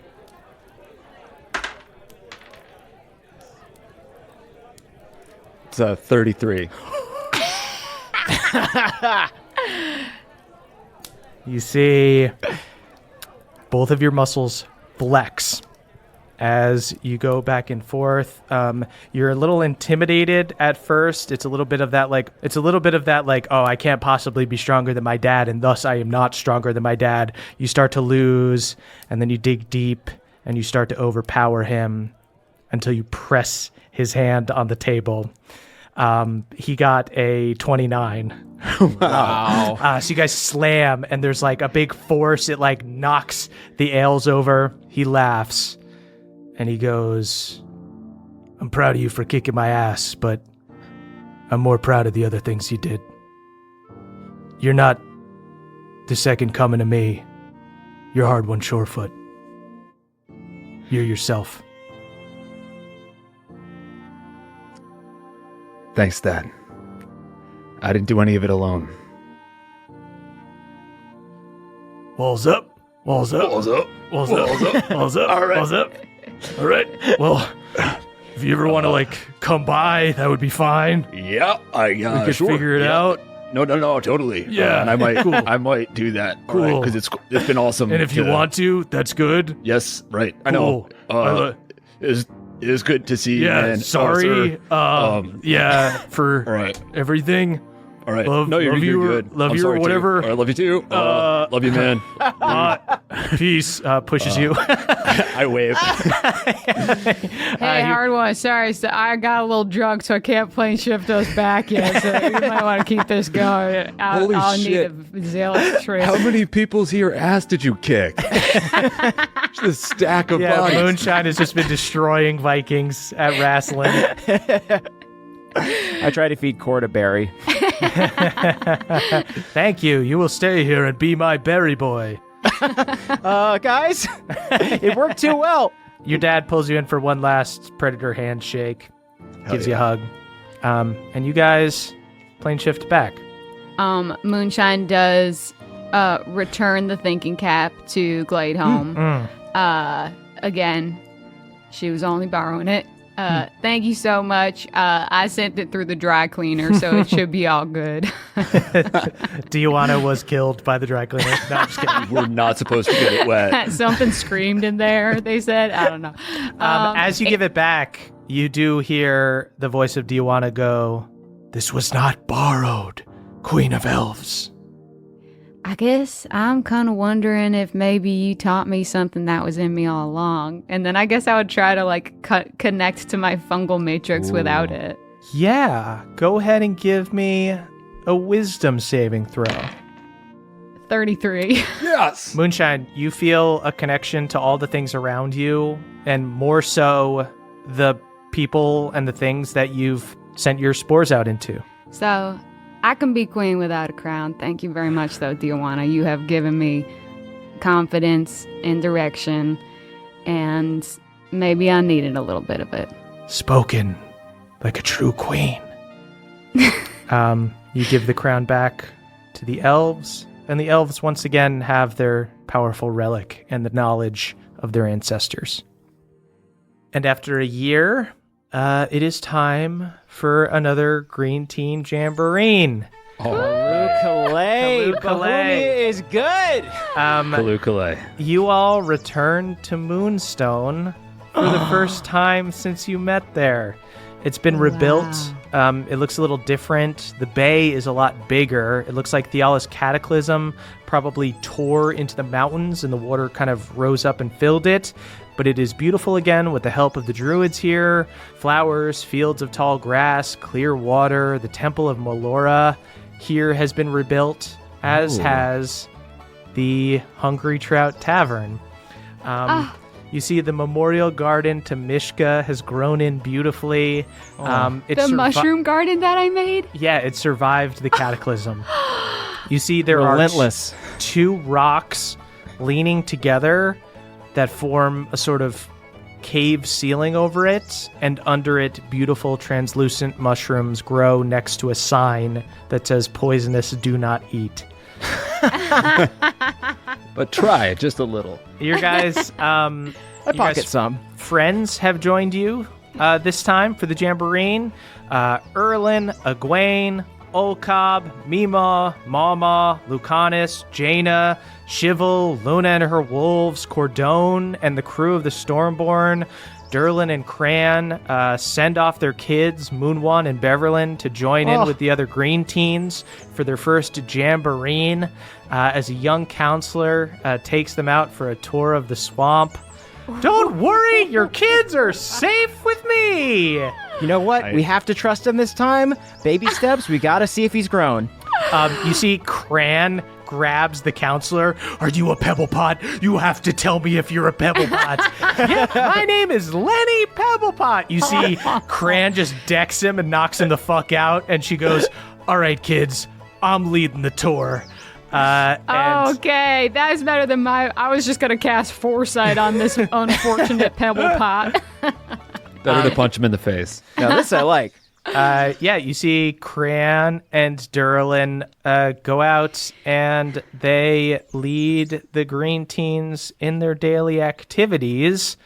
What do you guys do at the Jamboree? You're here with all your friends. Before we get to celebrating, I want to make sure I have a clear head. I would like to find Mishka Beverly Pawpaw II and attempt to make my first dragon friend who may be the bridge between the pocket dimension and bringing dragons to the skies of Bohemia. You see Cordone is there. Cordone bows and goes, my lady, I believe I can be of some assistance here. Okay, then. Let's go wrangle us a dragon. I think Pawpaw's given me enough exercise in this. So you guys see Mima and Mama and Lucanus and all the adults go off, and while the parents are off with the green teens, the other adults go into the Hungry Trout Tavern to go have a drink. And you guys go to the Temple of Melora, which you know is where Shay was, and Shay is the one who had Mishka Beverly Pawpaw II. Oh no. As you guys... We find bones. As you guys approach the temple, you hear shrieking and yells and crashing, and you see Shay normally looks complete, like one of those people that will just do yoga, work out and just still look immaculate. You see her beautiful silver hair is all messed up and she looks all sweaty and singed, and she charges out of Melora's temple. And you hear she turns around and she goes, try to control it. Somebody has to be able to control this thing. Hey, Shay. She turns and she sees you guys and she's taken aback. And she regains kind of her cool demeanor, and she goes, oh, hello. It is wonderful to see you all. Welcome back to Moonstone. I heard you had a little problem with a dragon, and I wanted to try my hand at it. You see she takes your hand and looks at you desperately and cups it in both hands and goes, there was a time when I would have fucking loved this. Please help me. This dragon, as it gets bigger, it just acts up worse and worse. This thing is going to be the death of me. I wanted it to protect the village, but have you been keeping it locked up in the temple? I haven't been keeping it locked up in the temple. It's been out in the gardens with me. It's been everywhere. And you see Cordone goes, whoa, a monochromatic dragon out in these gardens? It's too pretty here. It needs to be dank. We need a swamp. There needs to be a cave. You can't just have it out here amongst the flowers. This thing is bored. It needs to hunt. You know what? I got a place full of critters that could hunt. Moonshine, you and Cordone go into the Temple of Melora, and you see Mishka Beverly Pawpaw II, this tiny black dragon. It's bigger than a hatchling. It's been a year and a half now, so I would say it looks like it's 100 pounds. It's just a big dog, essentially. Just this little dragon going around and breathing acid breath on all of Shay's stuff. Okay, I take out a little bit of, what do dragons eat? Theala. I just take out a little bit of crawfish jambalaya. I put it into a little doggy bowl. And I say, come here, baby. You look absolutely starving. Hard One's mouth waters. You see Cordone goes, they prefer live prey if... All right, I guess I conjure animals. You conjure animals. What do you make? Just like, it would definitely eat like a sheep. Oh, this feels so wrong. But you're making it. It's like fake. You're right. This is like beyond. This is a beyond lamb burger. Sheep. Beyond sheep. Actually, sheep feels too cruel. Okay. This feels too cruel. I know what I'm gonna do. I'm gonna conjure just a bunch of crawdads. Okay, you conjure a bunch of live crawdads, but they are beyond crawdads because they were created, so these aren't living ones. And they make bigger crawdads. They're called lobsters. And you see Mishka Beverly Papa II descends from the air, comes down, snatches a bunch of them out of like the little water bucket that you've left, and after eating a bunch of them, looks like a little bit more sated, but still just looks like a wild animal. It just looks at you with like a crooked, curious face. I'll reach my hand out to pet him. Go ahead and give me an animal handling check. It's gonna be a 27. Nice. There you see this little dragon hops up into your hand and then like nuzzles itself in your like spores. Like it does not want to be here amongst these like pretty you want flowers. to be amongst these dank spores. Come here, baby. Come here, baby. I agree. This place is a little fancy schmancy. I will take you to where the mud flows like wine. Nuzzles up with you, and like a cat who loves you but will also rip your shit up. This dragon joins you, just like perches on you, but uses way too much claw. But Papa just keeps looking nervously at it. I pop my head out. Hey, Shay, is it okay if I bring him to the jamboree and also maybe bring him back to the crick? As long as you take him off my hands, you can do absolutely whatever you want. All right, girl. You see Cordone smiles proudly, and he looks up at you, Moonshine, and he goes, I believe from what you've described of this crick, that this creature will be quite happy there. Well, I'd be happy to have him. It is the land of hospitality. Hard One sort of kicks the dirt and shuffles his feet and tugs on Moonshine's sleeve. Oh, yeah. Oh, sorry. Yeah, Hard One. I just wanted to ask. Well, here's the thing. Moonshine, when I left Iron Deep, I didn't know where I fit in. And then I met you, and you didn't just let me in, you brought me in. And you thought I was good. You are good. And I want to keep on living in that world. I want to be a part of the crick. I just want to live next door to old Cobb. I want to learn from Mama. And hell, I want to keep on hanging out with you, so... If you'll find me a stump. Hard One, I would be honored. You know, Melf actually left a stump. It's a bit of a fixer-upper, but I would tend to think that fixing things up is your forte. I saw Melf stump, and I actually thought it was perfect, so let's do it. Yeah, you saw Melf had a stump right next to Cobb, so you could be neighbors with Cobb and live at the creek. Wow. Fixer-upper Decker. Hard One, I promise you are going to love our lazy afternoons and our rowdy evenings. I truly can't wait. I give him a big hug. I hug her back. All right, let's go get fucked up. Thank God. Hey, can you conjure up some more of those crawfish? Yeah, I conjure up a bunch of crawdads for Hard One. Yeah, they're definitely gonna pinch you if you're not careful. I hold my shirt out and sort of like hold them in a bag that I've made with just the belly of my t-shirt. Do you want to boil them first or no? Okay, you're just putting them right in your mouth. Thank you. Okay. Well, let's, you know what? How about we all gather around the fire, and Hard One, if you've got a cup and a speaking stone, I think that's all we need. Yeah. I got Can I just actually the thing. play New Betsy into the into the red Cup? solo cup? Yeah. So you guys all sit around the fire together. Moonshine plays New Betsy. I angle the cup right at the string. Yeah, so that we're amplifying the fiddle. And Hard One, after a year of practicing reading, you pull out Balnor's letter. It was actually a year of not reading at all, and then 3 weeks of cramming super hard. He and Papa were in the library for weeks. Rear. A regular moonshine.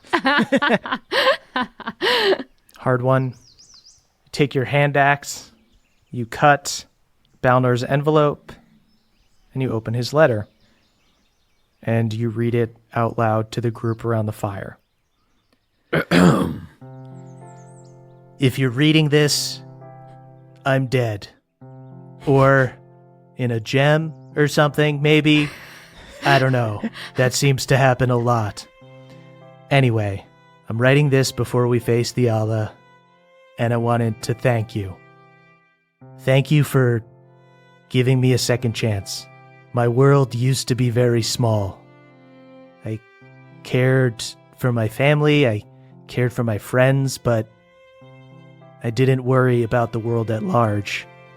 It took me losing everything to join the fight. And then I met you guys. And you weren't like that at all. You fix things because they need to be fixed. You don't wait until you need it. It isn't about need. You just help because it's right. You taught me that we can't have saved the world, that we have to constantly be saving it. Me after you, you after me. I am so proud of you, but I am proud of myself for the first time too. Thank you for revivifying my gosh dang soul, and know that I will always be there with you. Whenever you've left a bud heavy out in the sun and it stays cold, that's me pulling a fresh one from the cooler in the bag. Whenever a gentle breeze swings a rocking chair, that's because I've passed out while you were reading Ulfgar Goes Punch. Whenever you look up and see a shooting star, that might just be one of the shits I took in space, catching fire and hurtling through the galaxy. I hope that you all get to leave this world with the same comfort that I had, knowing that it's in good hands. I love you. Your knight, Balnor. You guys all finish reading, and then join your friends for a drink at the Hungry Trout Tavern. Well, how about that? And everything ends where it began. And that's where we'll end our campaign. Wow.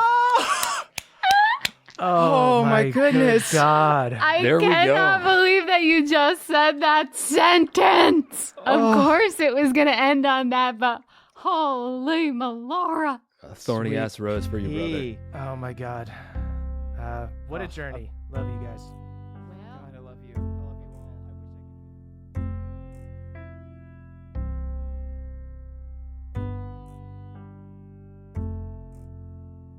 all. Weary mage, fighter lost, broke your back at what cost?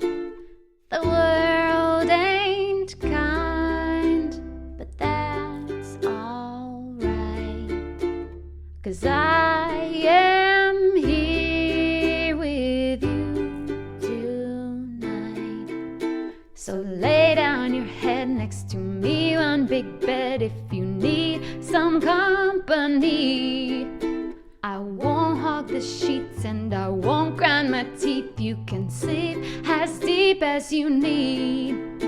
When morning arrives, I will be by your side with some breakfast and coffee. The days may be long, but if you can hang on, the nights could be so sweet.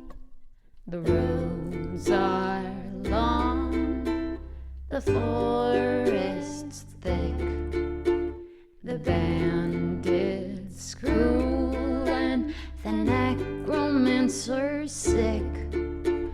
The world don't care what you lack, but I will protect you from attack. So lay down your head next to me, one big bed, if you need some company. I won't hog the sheets and I won't grind my teeth. You can sleep as deep as you need. When morning arrives, I will be by your side with some breakfast and coffee. The days may be long, but if you can hang on, the nights will be so sweet.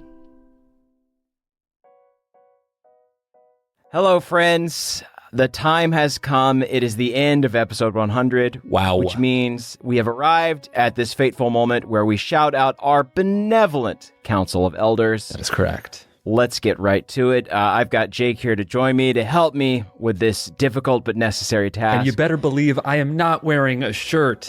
That is right. I popped my shirt for the occasion. I begged him not to, but he just wouldn't stop. It couldn't happen. It had to be this way. I'm wearing 2 shirts to make up for it. Never you worry. But before we get into it, I do want to give a special shout out to our Elder Titans. Ooh. Yes, that is right. We have 14 individuals who have been in the Council of Elders every month since our Patreon began. Day ones. And we would like to honor them in a very special shout out. We bend the knee in honor of their generous and ample support. They're the eldest of all. Here are their names. Remember them. Brad D., Dylan B., Danny P., Steelbreaker, and Scott D. Beardman Dan, Danielle the Dastardly Dame, Schubert the Mushroom, Elena C., and Haldor Frostback. Jordan DJ, Jeffrey S., Cutter W., and Andrew M. Wow. Thank you, you old-ass Titans. You are truly the heroes of the realm. You are our new pantheon, I would say. That's correct. Well, we honor you, and your names are inscribed in gold upon the world itself, I would say. That's right. But now it is time, finally, to honor our esteemed and beloved council members proper. Just as important. You know, equally so. They're also, equally, also etched in gold. Also etched in gold. It's just the date. The dates don't match up, but we appreciate you the same. Right. It's their gold is older. They got that old gold. But old gold. Your gold, it's fresh gold. It's still good gold. It's shiny gold. It ain't fool's gold, though. Okay? No, It's sir, real. no, ma'am. I bid it. I'll tell you what. Here we go. Mixologist Michael McD, Balnor's Boy, Michael C, Adam R, and Samuel B. Thank you all so much. Thank you. Thank you so much. Thank you. You're the best. Justin I, Jacob C, Elena M, Dana G, and Paul G. Y'all are my G's forever. Thank you. To me, you are all Ali G's, that hit British comedy show. Booyah Kasha, gang. Damiel R, Destin C, Jive G, David T, and Aaron Sully. I love flying through the skies of Bohemia with all of you fine champions. It's been an honor and a pleasure. Careful of those geese, everybody. Sergio Salazar, Solomon Zacharias de Sesuani, Michael L, Trele, The Crayfay, Jory S, and Matt M. Is that Matty Big Crits right there? Thank you. You know what? Everyone here is a Matty Big Crits now. Everyone here right. is a big critter that won't quitter. And we're proud of you all. Adam H, Ryan, Angel B, Kelvin Noodles, and Chris R. Truly, every time I go into the Hungry Trout Inn and Tavern, I buy these 5 people around because they deserve it. Yep, and you are going broke because you go there often, and they're always there. I've got several problems. Richard X Machina, Sam L, Troy McC, Drew Nasty, and Nick W. Drew nasty, you nasty, but so are all of you guys on that COE. Equally nasty. You're just riddled with spores. And that's just a side effect of listening to our show, and we're very sorry about it. Josh S., Nicholas C., Austin C., Kristen P., and Axel A. You are the rock stars of this realm. We attend all your concerts. You are headlining Faychella. I'm sorry nobody told you until now, but you are. But you're going to crush it. We're very excited. You have taken us down to Paradise City, indeed. Mike H., Matthew E., Catherine S., Shadow, and Stefan Niku. I thank you. How's that for a terrible slant rhyme? Not the shout out you deserved on this 100th episode, but I appreciate you nonetheless. Listen, you should know by now that all the rhymes on this show are slanty as hell. You better wear firm gripping shoes if you're going to step around these rhymes, because they are on a bit of an incline. Yeah, you want to have some grip. TJM, the Gnome Barbarian, Trask the Traveler, Robert F., Hunter LR, and Frankie. Thank you, Frankie, and also all of you. We love you so much, and your support means the world. Kisses. Mwah, mwah, mwah. Zolo Dolo, Nick B, Burley T, Panama James, and I am the Atlas. You are the Atlas because you hold up the world that we all live on. We couldn't do it without you. Thank you, guys. I would say that all of you are the divine hearts of our worlds, personally. That's right. And if you were to get cracked, I would just crumble to dust. So please stay safe out there. Colton B, J, CC Lulu, Aiden RH, and Dave H. Truly, just a bunch of beautiful tuna swimming in the stream. I hope you don't get caught by Balnor and you live a long and successful life. Yeah, keep swimming, folks. Timmy R, J Dragonborn, Zach C, Joseph A, and Grace G. G, 'tis by your grace that we live and survive and breathe this wonderful air, this rarefied air that is the Council of Elders. And we thank you yet again. It's like having 150 Pelor's light shining down on us. My skin is getting extremely burned, but I enjoy it because it's a radiant burn. It's hot, a good burn. but it's nice. Lucas B, Jordan L, Talith X, Mateo C, and Casimir the All-Knowing. Casimir must have known that this list of people is good because they can see everything. I'm so proud of you all. Thank you so much again for everything you've done. You all have foresight roles forever. Damn right. You know that, Casimir. Kaylee Elise, Barnesonator, Christian A, Jens Christian T, and Luke H. Luke, guys, I just don't know how many more ways I can say thank you. We love you. We love you very much. I will say thank you as many times as it takes until it feels earned because they deserve it. Devin W, Shanoa B, Jared E, Persephone, and Eric McD. Y'all, thank you.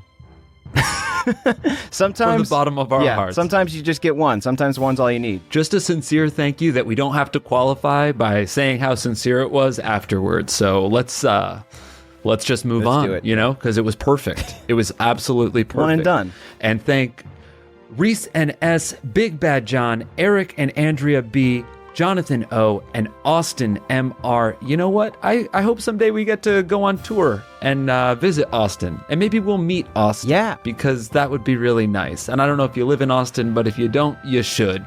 You should consider. It's been a pleasure touring your eardrums this entire time. And we hope we can continue to live in there for a little while longer.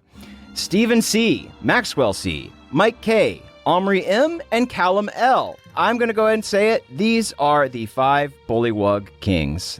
They got 5 kings now. They've moved to a council system, and I think that's really going to improve their democracy and the way of life of the Bullywug people. And also, yeah, as the guy that killed the Bullywug King, it makes sense now that they have 5. Right. Because if one falls, there's still 4. It's a Hydra system, Yeah, that's smart. Mikon G, Dan, The Red Rain, Sir Slim, and Keith F. Jr. You know, Junior, you all are senior, majors even, in my heart. I salute you. I salute you with both my hands and both my feet. My back hurts a lot from getting into this position, but it was worth it to give you the adoration that you deserve. Karen T, Curtis S, Nikki W, Spurs Guy 69, and Keith K. This is great. This is fun information that I'm just getting. They were all the mermaids that waved to Moonshine that one time. Whoa. Yeah. I think that was a pivotal moment in the campaign. And I think that was awesome of you guys. And thanks for making an appearance. Yeah. Thanks for not distracting Moonshine too much, but it was great seeing you, and it's good seeing you again. That's right. Andrew B., Christopher B., Nicholas P., Kevin M., and Rahul N. You know what? These are... Wow, I just got word that these are... Ryan the Ram survived, thrived, met another ram, and had some children, and these are Ryan's offspring. That is confirmed. Oh, these are the little ram babies? Canon, ram babies. Ryan is fine. Ryan is good. Wow. So now the entire family is coming to hunt down Hard One Surefoot. That makes sense. Get ready for the bonus campaign. Maribel, the Kitty Morphing Gnome, Joe McGee, Meta Amps, Atticus C, and New York. Just a lovely bunch of nannerflies. Whenever you are walking out in the creek late at night and you feel the warm breeze and the nannerflies nipping at your nape, it's these 5 nannerflies, and don't worry, their bite is slightly toxinous, but it's going to get you just a little high. It'll make you stronger. You'll be stronger for it. You're gonna change the way you think. Yeah. You got to expand your horizon.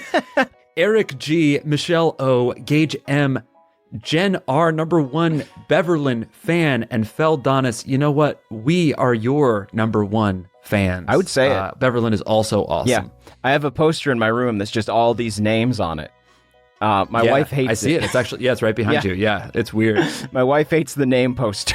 She's just put up the Pink Floyd poster. It'd be better somehow than this. This poster's on my side of the bed, okay? It's above my nightstand. You do whatever you want about yours. Brittany B, Redneck Ruff, Christian S, Jack L, and Emilio D.